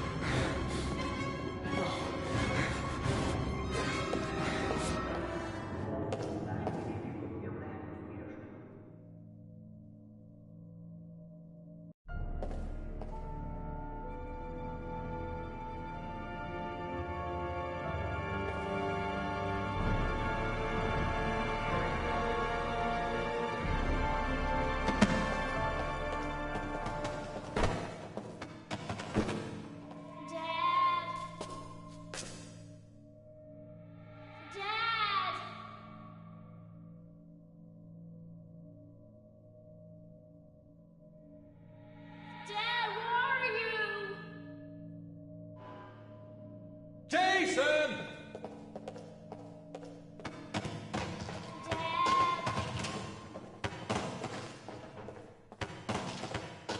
Jason!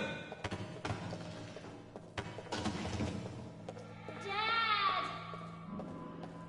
Jason!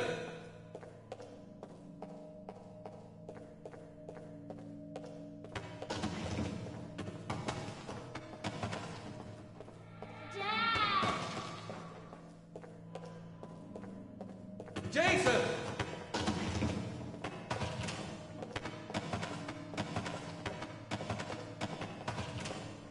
Dad!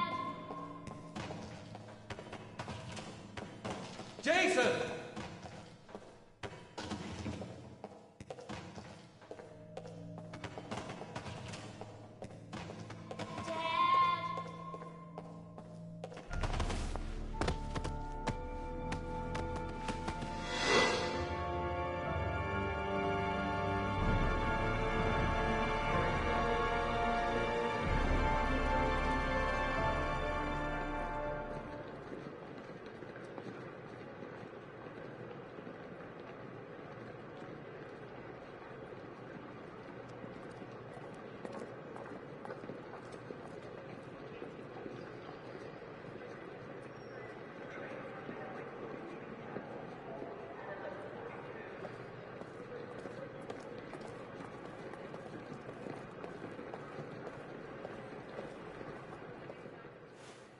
Line 18, box number 3.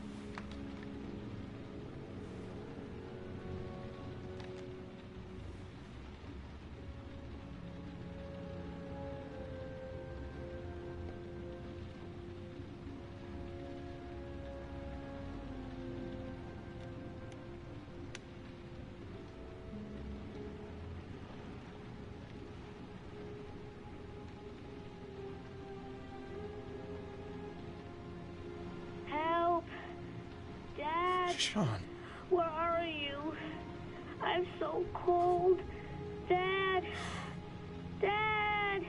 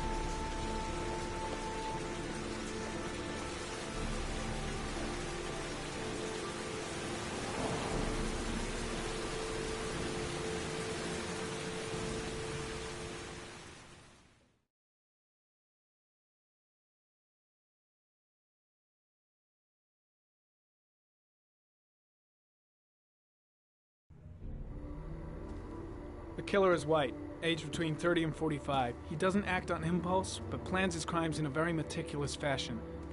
He doesn't have anything personal against the victims. That's why he covers their faces with mud, to make them anonymous. Why does he kill them if he doesn't have anything against them? For him, they're more of an image, a symbol. That's probably why he gives them an origami figure and an orchid as gifts to apologize for what he's done to them. Very interesting. And where does all that get us? The best way of tracking a predator is to be familiar with his behavior. That may be true in novels, but there's a child's life at stake here. Continue, Jaden. Then I studied the geographical distribution of the murders. Generally, a killer commits his first murder near to where he lives, so he has a safe place to flee to if any complications arise. The more confident he becomes, the further he roams from his base. By analyzing the locations where the victims disappeared, I was able to isolate a zone where the killer might live. And what size is this, zone? For the moment, about 10 square miles. Oh, great. Must be 10,000 people live in that sort of area. You gonna question them one by one? The more clues we get, the more we can reduce the zone. We can then cross-check it with our list of suspects and identify the killer. One detail attracted my attention. The interval between the time when a victim disappears and the time when the body is found ranges from 3 to 5 days. But the rainfall is always at 6 inches, give or take 10%. What on earth does that mean? All the victims were drowned in rainwater. The killer kills only in the fall when there is plenty of rain. It could be that he puts them in some sort of well or tank that is open to the skies and that fills up with rainwater. The more it rains, the less time the victim has to live. So what's next? There are 2 suspects whose psychological profile might fit and can be connected to the comfort zone. I'd like to question them. God damn it. We're wasting our time with this bullshit. The killer's out there somewhere. We gotta get off our asses and find him. The killer is no ordinary murderer. He is intelligent, organized, and methodical. You won't find him by patrolling the streets. Tell me, Agent Jaden, did you get your vast experience on the job, or did you just fucking read about it in some school book? I came here to find a killer. And that is exactly what I'm gonna do. With or without your help. Fucking asshole! That's enough! You said it took 6 inches of rainfall before the victim died. How much time do we have left? If the weather forecasts are right, less than 72 hours.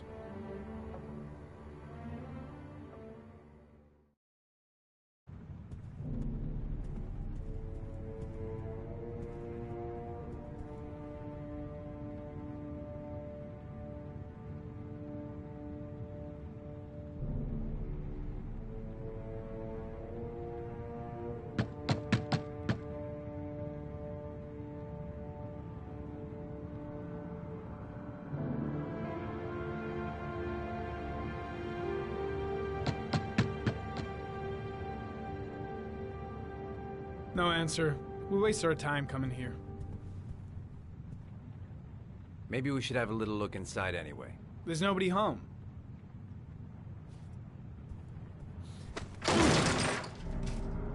There is now.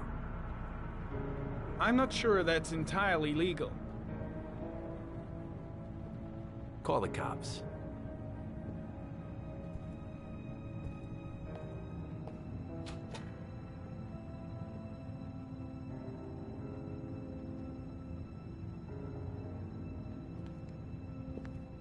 Looks like Nathaniel Williams is a pretty religious guy. He's a God-fearing idiot, waiting for the end of the world. We questioned him a few months back because he was causing a disturbance in the park. He was ranting and raving. Said he heard voices. Had this idea in his sick little head that I was the Antichrist. I'd come to Earth to persecute him. Real twisted.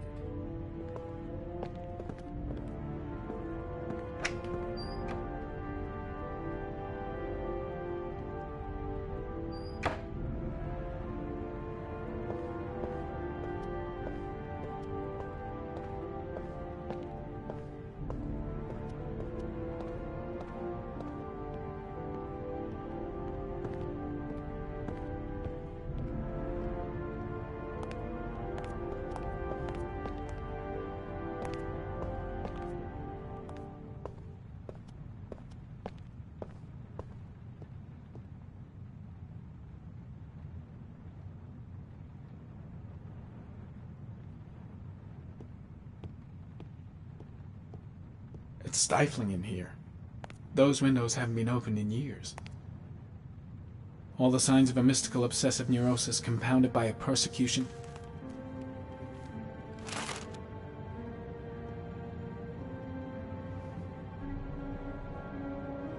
Good timing, Nathaniel.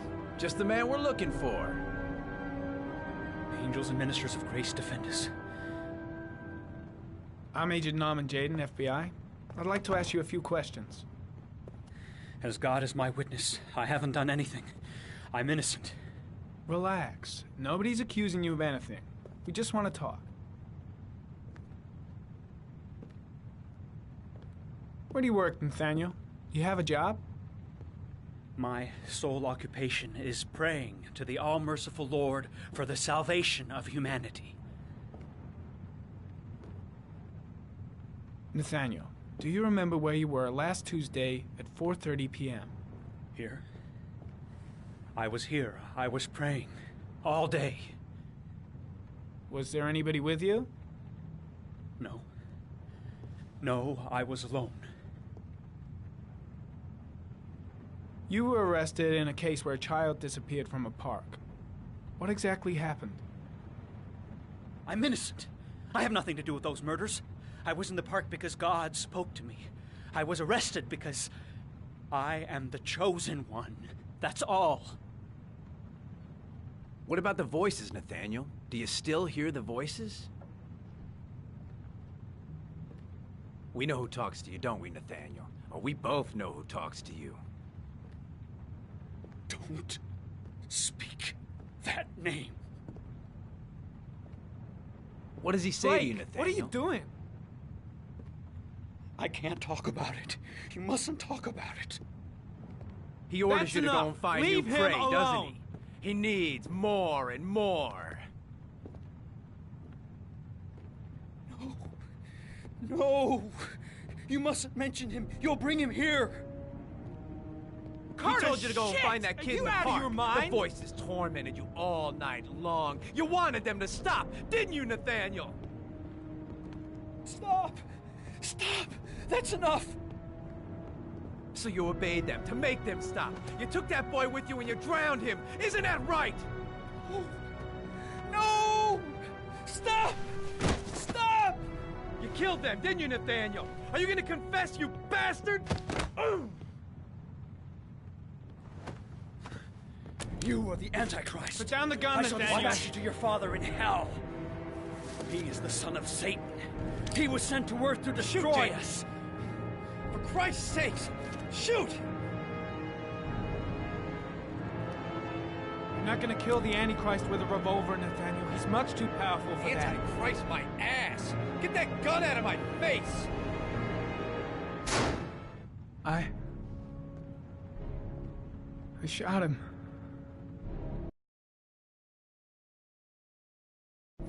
Yep. Looks like you did. Can't say I'll miss him. Come on, let's go.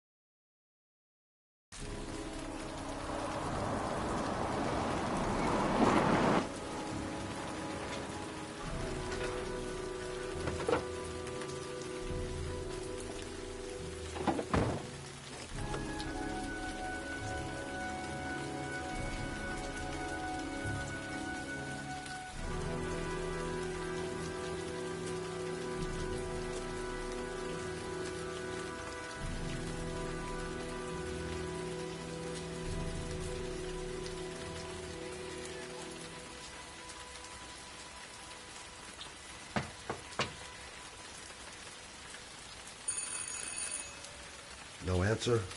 Baby screaming inside. Not a promising start.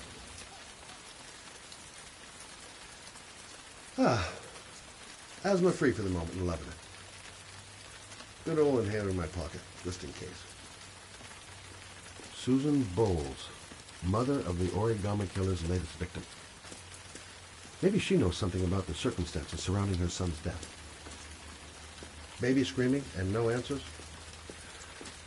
Don't like the look of this.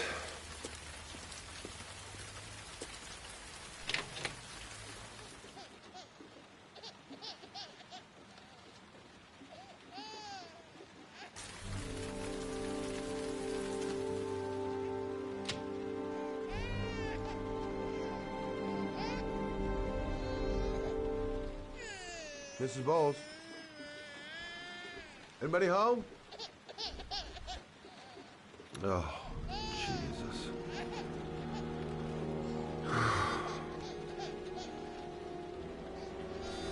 Wait a minute.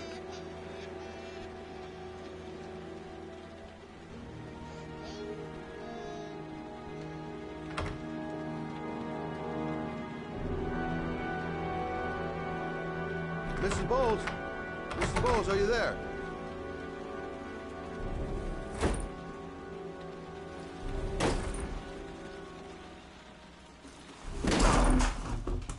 Oh, shit.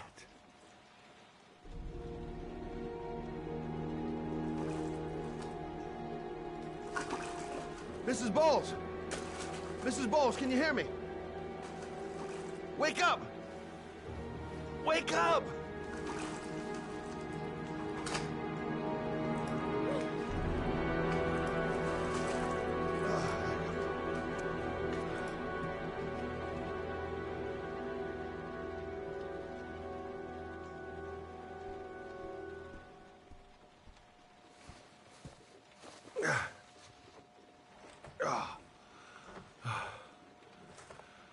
I'm gonna call an ambulance. No, I don't want to go to the hospital. Please.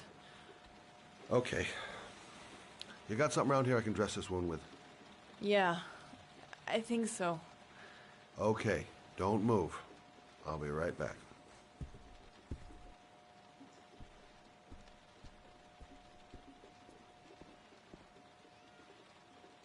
Let's see. I need this, and this, and this.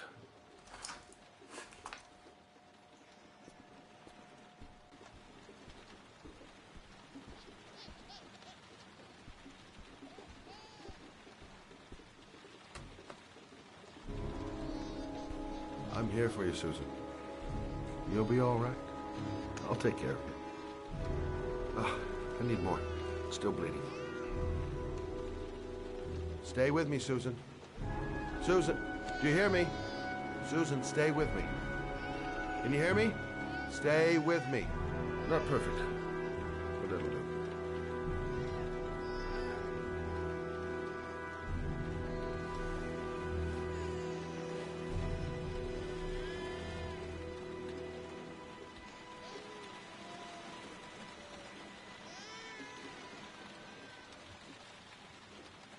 There, I done what I can.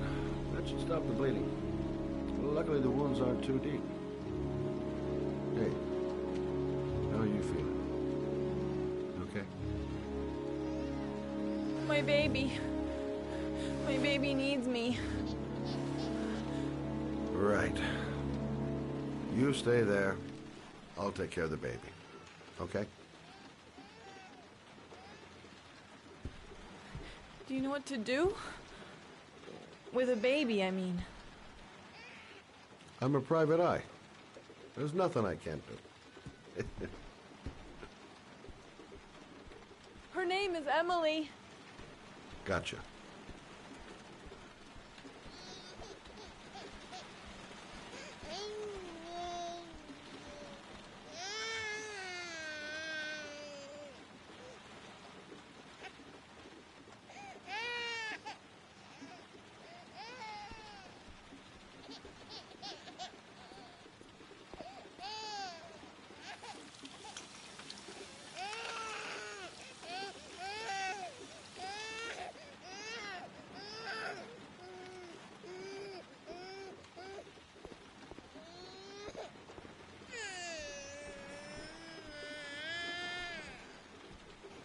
Hi there, Emily. So, what seems to be the problem, huh? Oh! Going by the smell, I got a pretty good idea.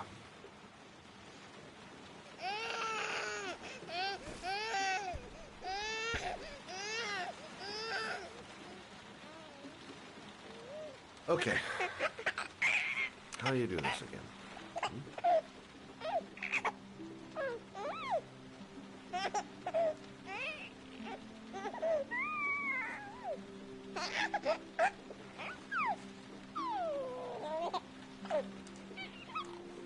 No, brother, that's not the right way.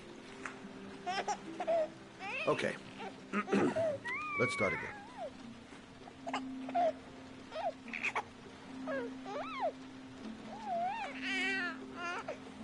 No, brother, that's not the right way. Okay. Let's start again.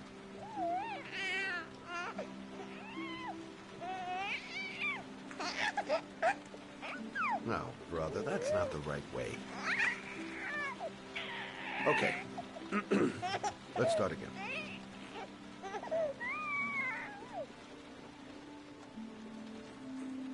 There you go, fresh new baby. That should feel better. Right, Emily?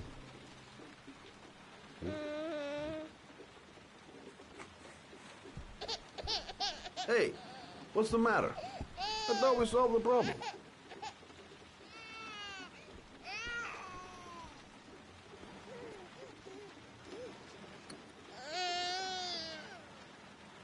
I guess I better warm this thing up.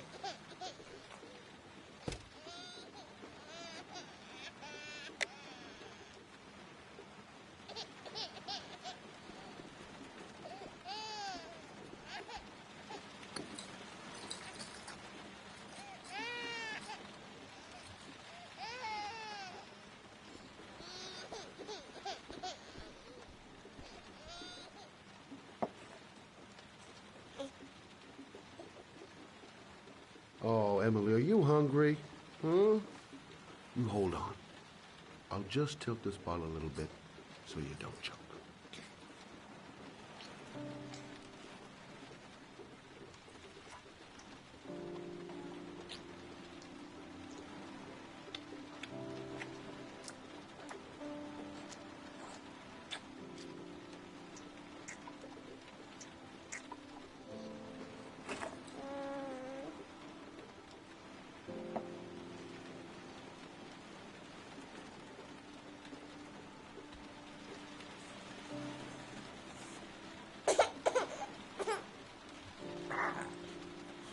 Oh, good job, Emily.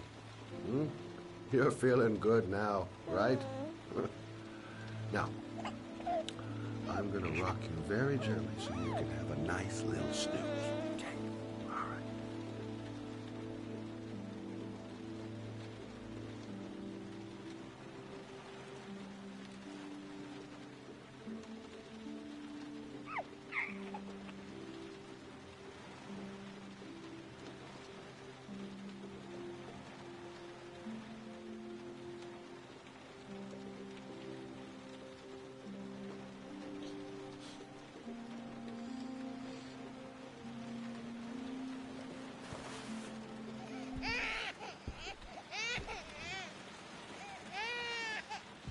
Oh, sorry, kid. You're not done rocking, right?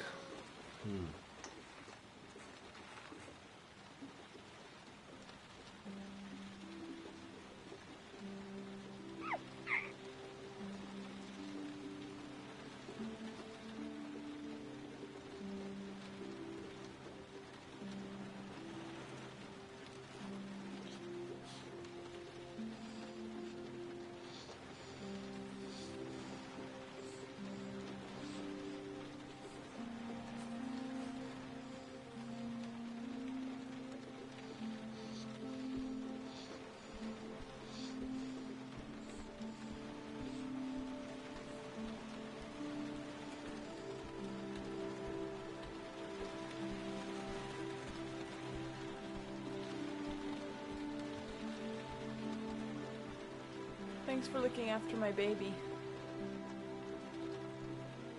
I didn't want to leave her. I just couldn't cope anymore.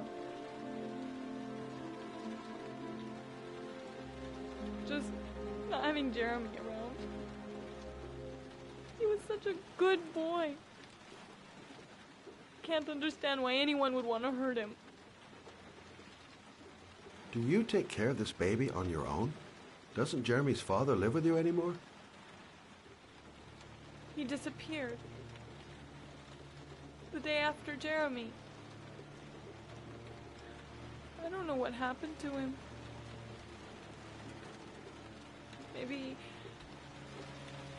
Maybe he couldn't take it. Ever since I've had to look after Emily all on my own, and I couldn't do it anymore. I understand. Did your husband say anything before he disappeared? Did he leave a note or something? No. He left the house without a word, and there was just the cell phone. A cell phone? Yeah, I found a cell phone in his dresser. I'm sure it wasn't his. I'd never seen it before. I tried to turn it on, but it didn't work. Do you still have it? Yeah, it's in a drawer in the living room. You can have it if you'd like. I'm sure it's of more use to you than to me. Do you have any family or anybody to help you? Yeah. My mother. I didn't want to ask her for anything. We don't really get along. But I guess I'm out of options. Well, look after yourself. And Emily. I will. I promise.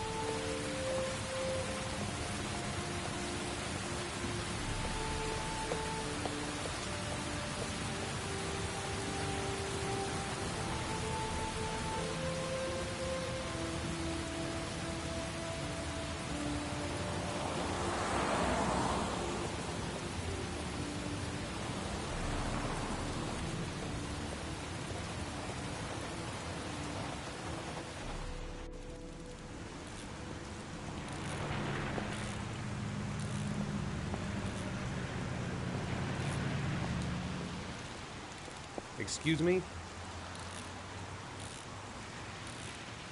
Hey! Oh! Huh. Sorry. Didn't see you. What can I do you for?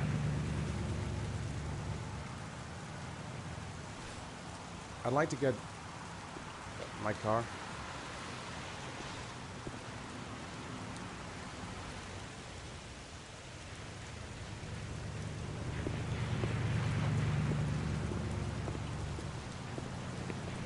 Hey, you're a pretty patient guy, you are. That car's been there for 2 years. We took it out for a drive every month and checked the tires and batteries, just like you said. Here, it's the third floor down. Service elevator. Ah, you have yourself a good one, Chief.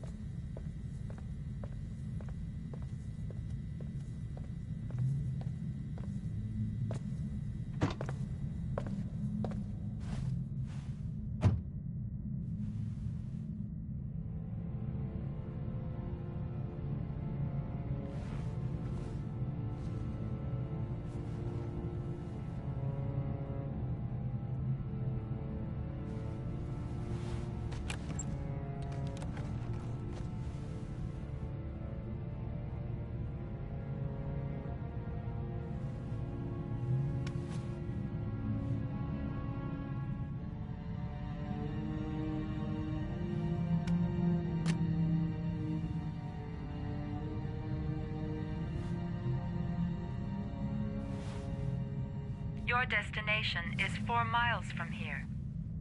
Leave the parking lot and take the first right.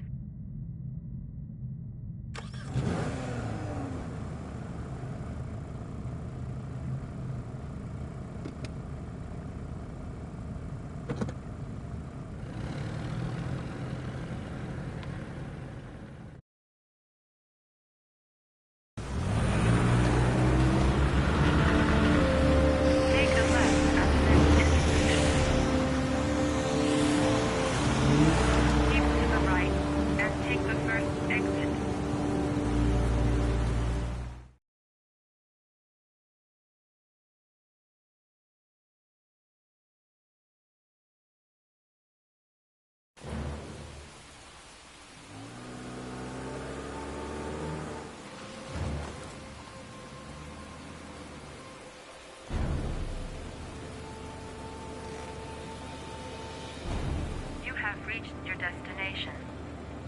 Are you ready to show your courage in order to save your son? Listen carefully. Take the highway and drive against the traffic for 5 miles. If you haven't reached your destination in 5 minutes, you will have failed. I can do it.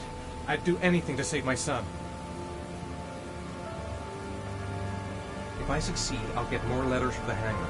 It's my only need. No turning back now.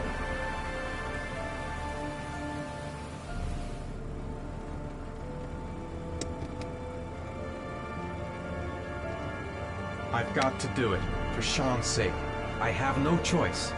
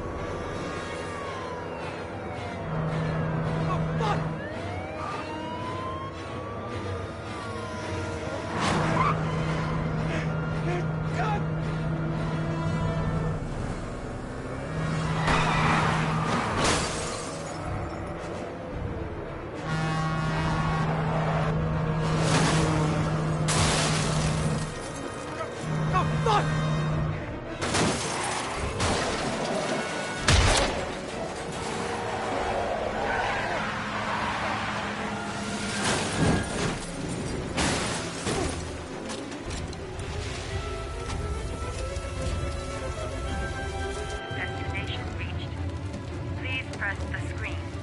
Destination reached. Please press the screen. Destination reached. Please press the screen. Destination reached. Please your reward is in the glove compartment. The key is inside the GPS. Your reward is in the glove compartment. The key is inside the GPS. Your reward is in the glove compartment.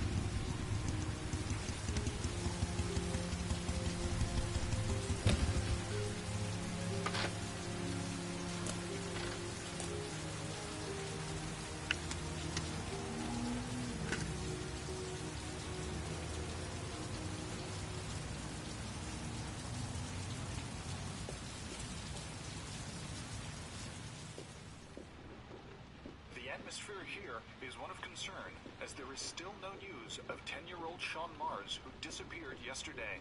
A recent report indicates that the police are now treating this as another kidnapping by the Origami Killer. If this information is confirmed, he may still be alive, as the previous victims were all killed 3 to 5 days after their abduction. Obviously, time is running out fast for the investigators trying to find the child.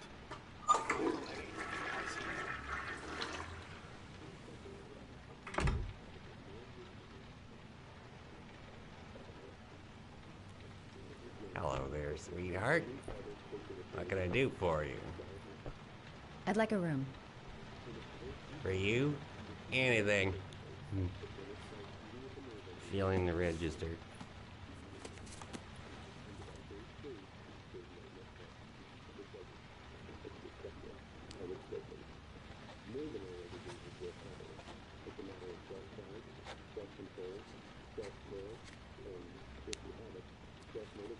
Madison Page, 27, single. How long will you be staying with us, Ms. Page? I don't know yet. Room 201.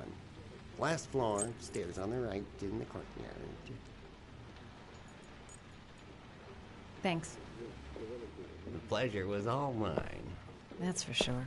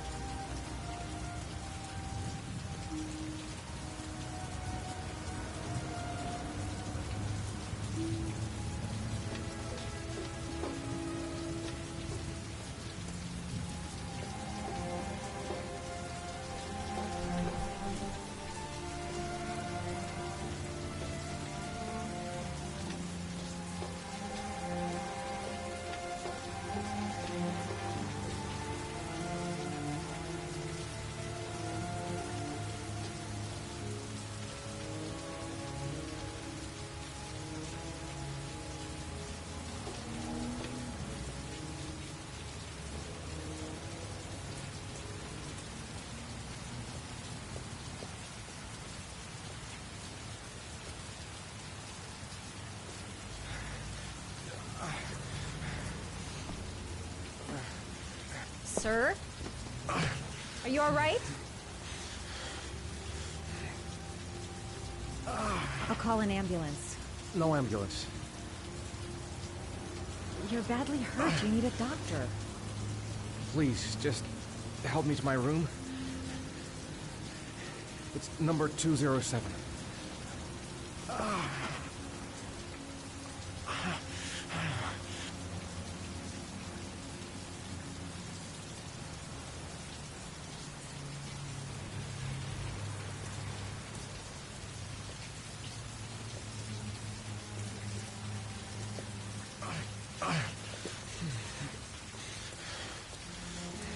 Have you got the key?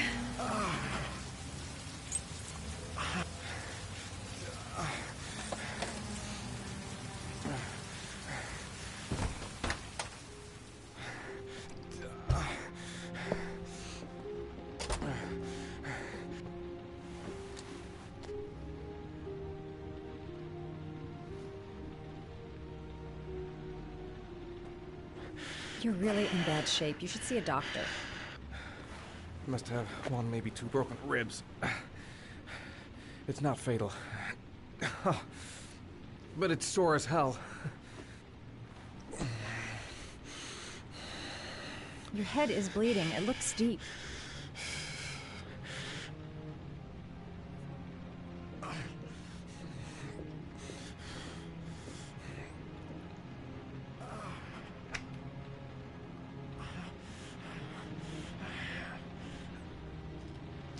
Paracetamol painkiller. Administer in cases of intense pain. Do not take more than one pill every 24 hours.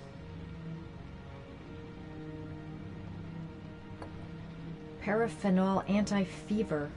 Administer only in cases of high fever.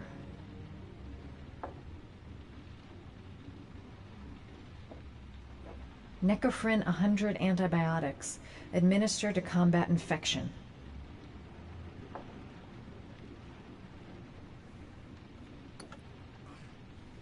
I should disinfect his cuts.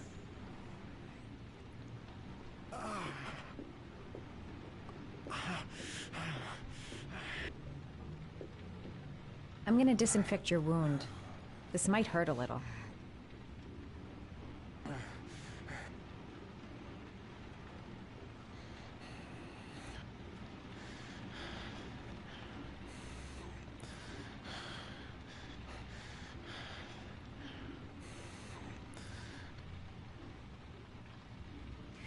There. At least it won't get infected. Thanks.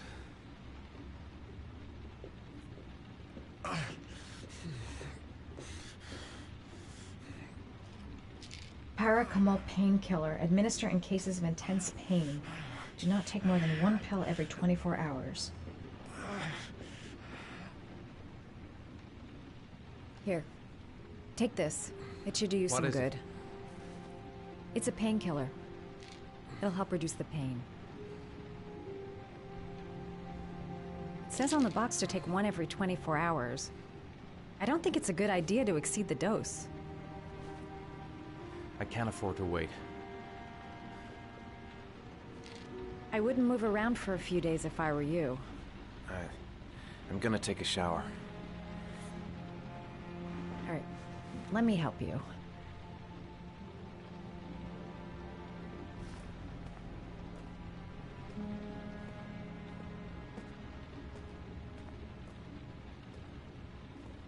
I'll wait here until you come out. Let me know if you need anything.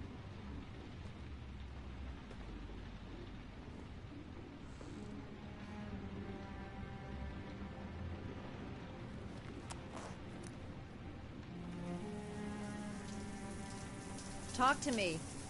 That way I'll know if you pass out. What's your name? Madison. Are you staying in the hotel? No, I live in town. I suffer from chronic insomnia. I seem to only be able to sleep in motels. Don't ask me why. Whenever I get too exhausted, I come and spend a night here. I'm just passing through. And what else do you do, Madison? Apart from fixing up strangers. I'm a photographer. I take pictures of furniture for fashionable design magazines. And you? I'm an architect.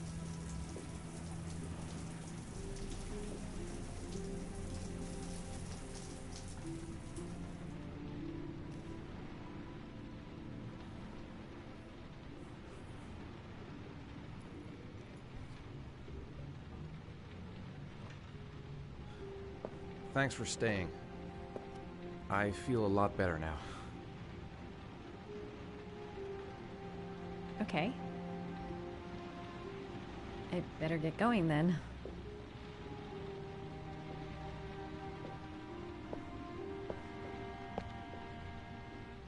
By the way, you never told me your name.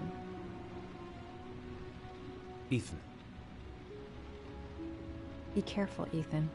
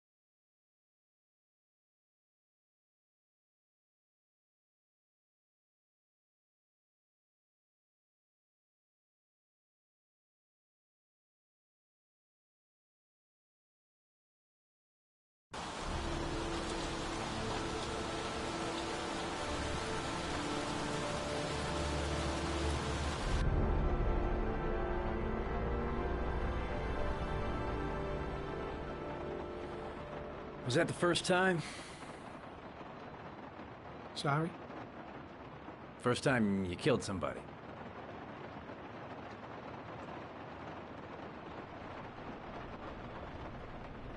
It always does something to you the first time. Then you get used to it. If you hadn't acted like that with the guy, it wouldn't have happened. So back off!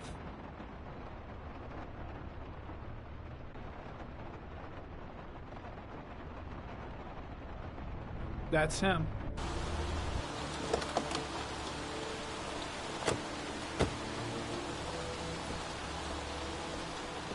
Miroslav Korda? Yeah? Lieutenant Carter Blake, I'd like to ask you some questions.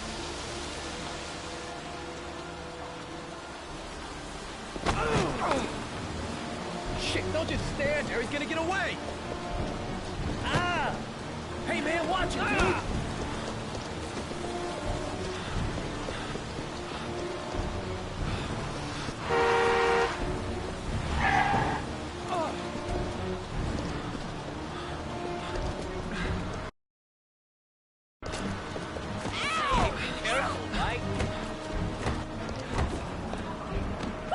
Hey, watch it, man! Whoa!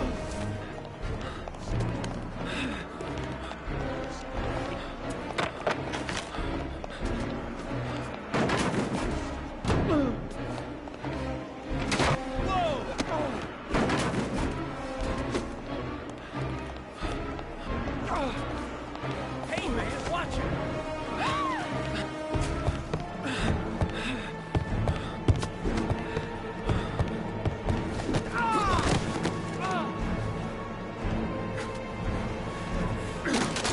Hey, man, what's your problem?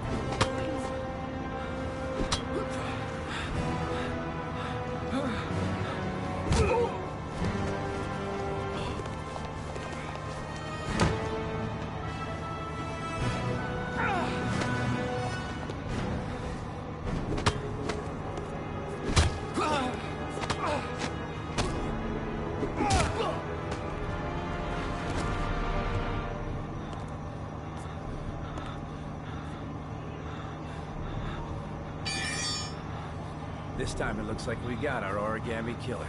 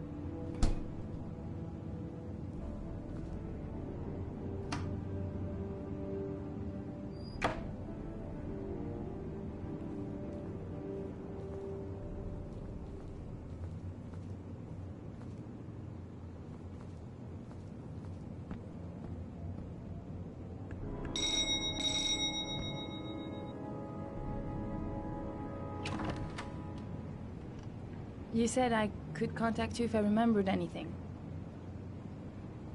Can I come in? Sure.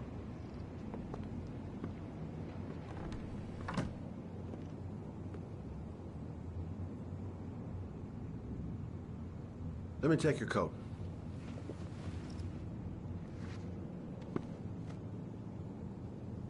Please, take a seat.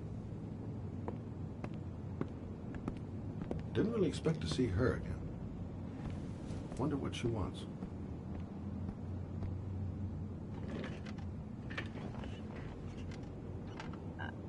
I just remembered something. Maybe it's not important, but a letter arrived in the mail the morning Johnny disappeared. A letter?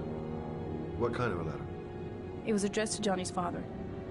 I don't know what was inside it, but he read it and then he left. That's the last time I saw him. And you think there's a connection between that letter and Johnny's death, is that it? You remember anything else about the letter? Well, I don't know why, but I kept the envelope.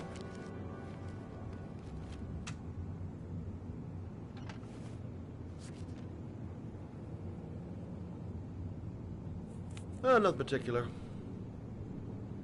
Except the address. The address? It was typed with an old typewriter. Could be a lead, you never know. Well, thanks for your help, Lauren.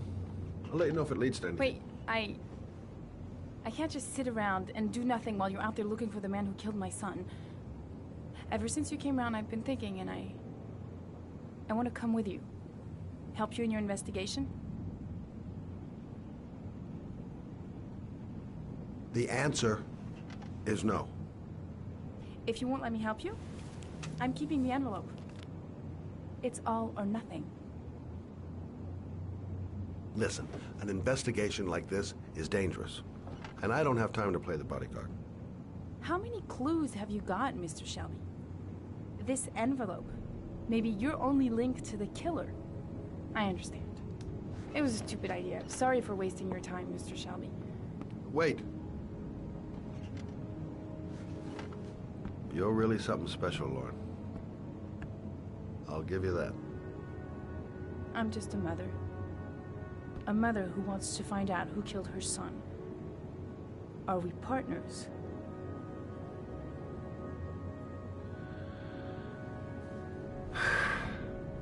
We're partners.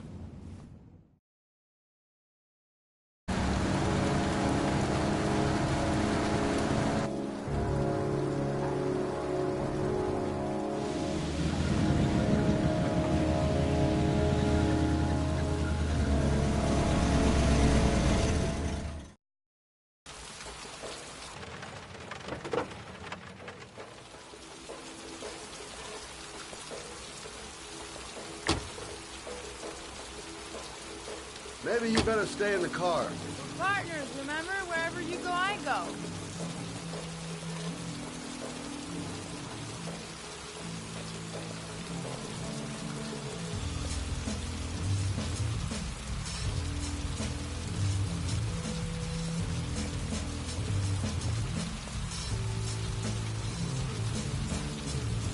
What are we doing here? We come to see Gordy Kramer. Kramer? The bigwig tycoon from Kramer Construction? No, his son. You think maybe he's the origami killer?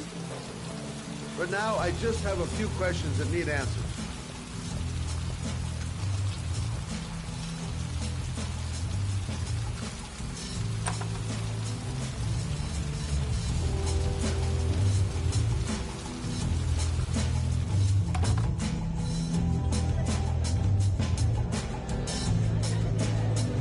What a joint! Kramer must be loaded. What do you think he paid for all this shiny crap? We'll discuss Kramer's decor another time. Are we gonna be here long? This place gives me the creeps. I'm gonna go find Gordy Kramer. You stay here till I come back. Okay? Okay. Just let me know if you need me.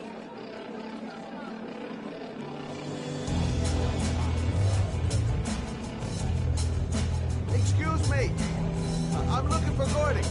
I saw him going upstairs a while ago. I'd be surprised if he comes down again this evening.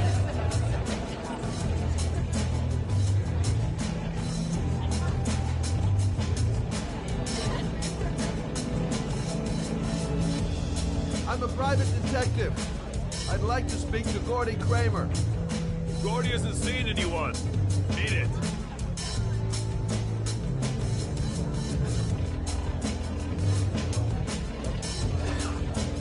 Look, here's Mr. Franklin. He says I should go up. You talk so crazy if I shove that wallet down your throat? Beat it. I ain't for sale. If I want to see Gordy Kramer, I'm going to have to go about it some other way.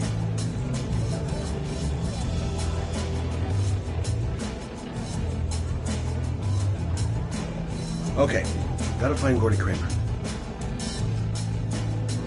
Well, I'm here. Might as well have a drink.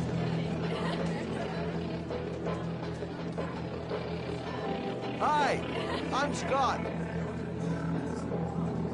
Music's a little loud, isn't it?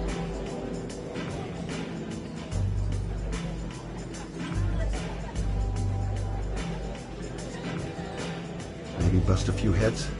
Yeah, tempting. But not such a good idea. Too many goon-shaped reinforcements around here.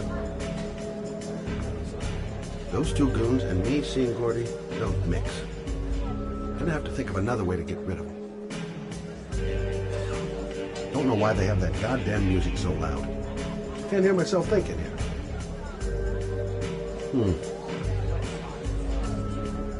Not gonna be easy to find Gordy behind that big wall of paid gorillas. Okay, gotta find Gordy Kramer. Okay, gotta find Gordy Kramer.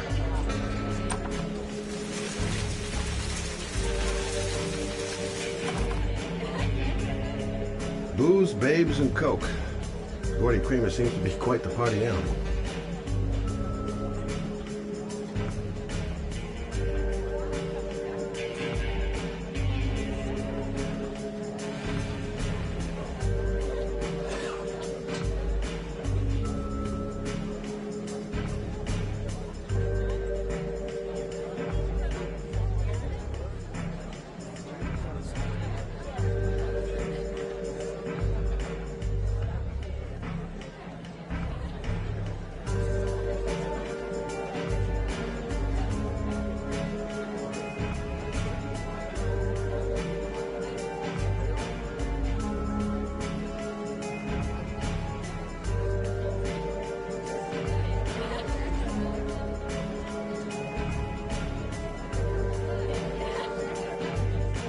Okay, gotta find Gordy Kramer.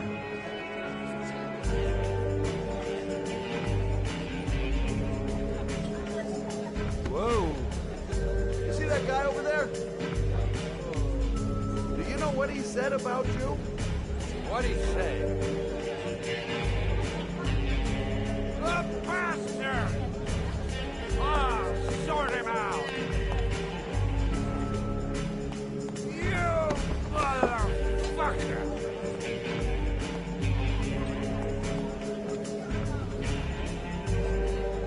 Were you talking about my mother, you big monkey in a sheep suit? You're thinking, oh, you're a big man, I'm a bigger man. Ah, you should know. Hey, hey. Ooh, monkey, I'm talking to you, you big ape. What are you saying about my mother? No, you get filed with me, my little friend. And you know who I am?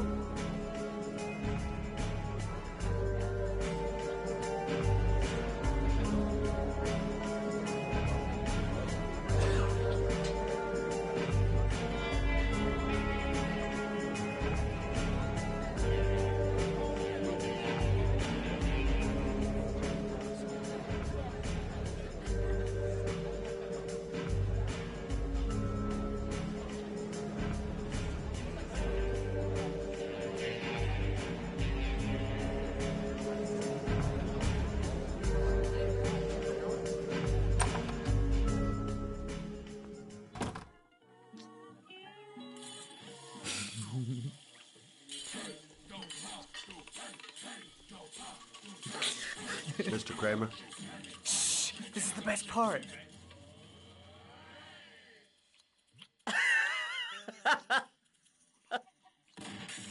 My name is Scott Shelby. I'm a private detective. I'm investigating the case of the origami killer. I'd like to ask you a few questions.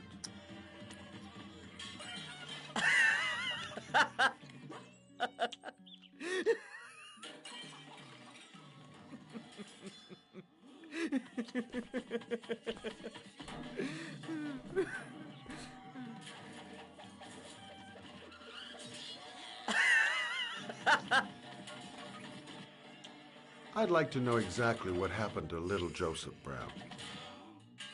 Beat it! You hear me? Get the hell out of here!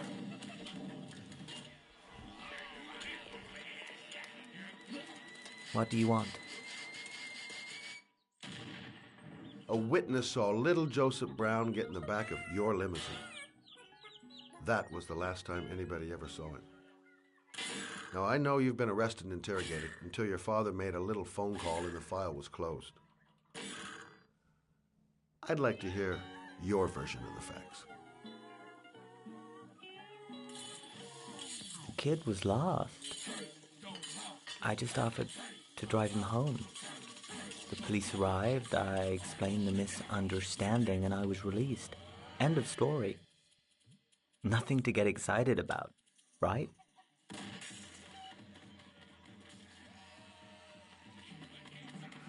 I don't know why, but your story just doesn't check out. You're giving me the crap now. Tell me something I can't believe.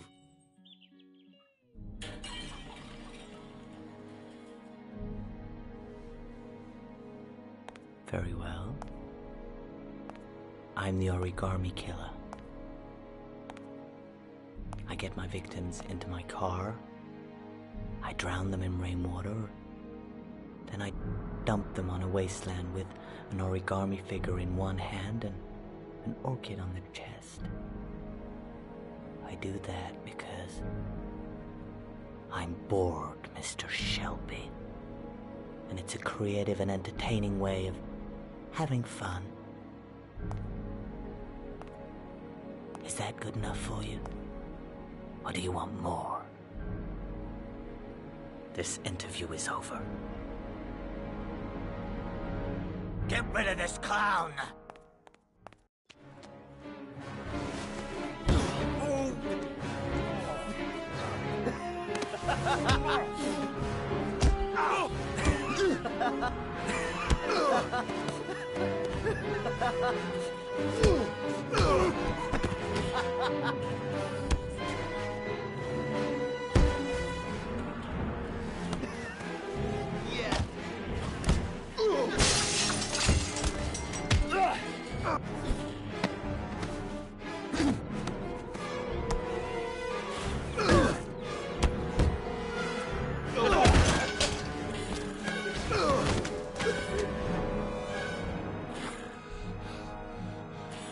It's a dangerous game you're playing, Kramer. Do you know who my father is? He only has to lift one finger and you won't wake up tomorrow morning. You're the one that should be afraid, Mr. Shelby, not me.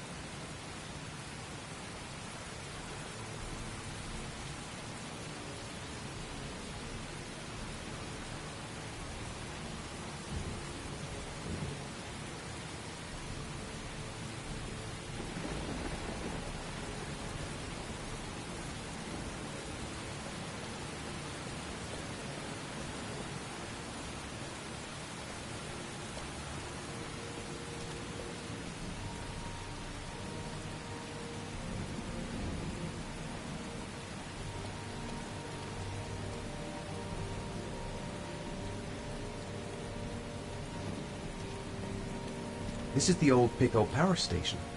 I thought it was abandoned. What the hell am I supposed to do here? Now where am I supposed to go? There must be a clue or something. It might be a trap. I'd better be careful. The origami figure was in the form of a butterfly. So, am I looking for a butterfly?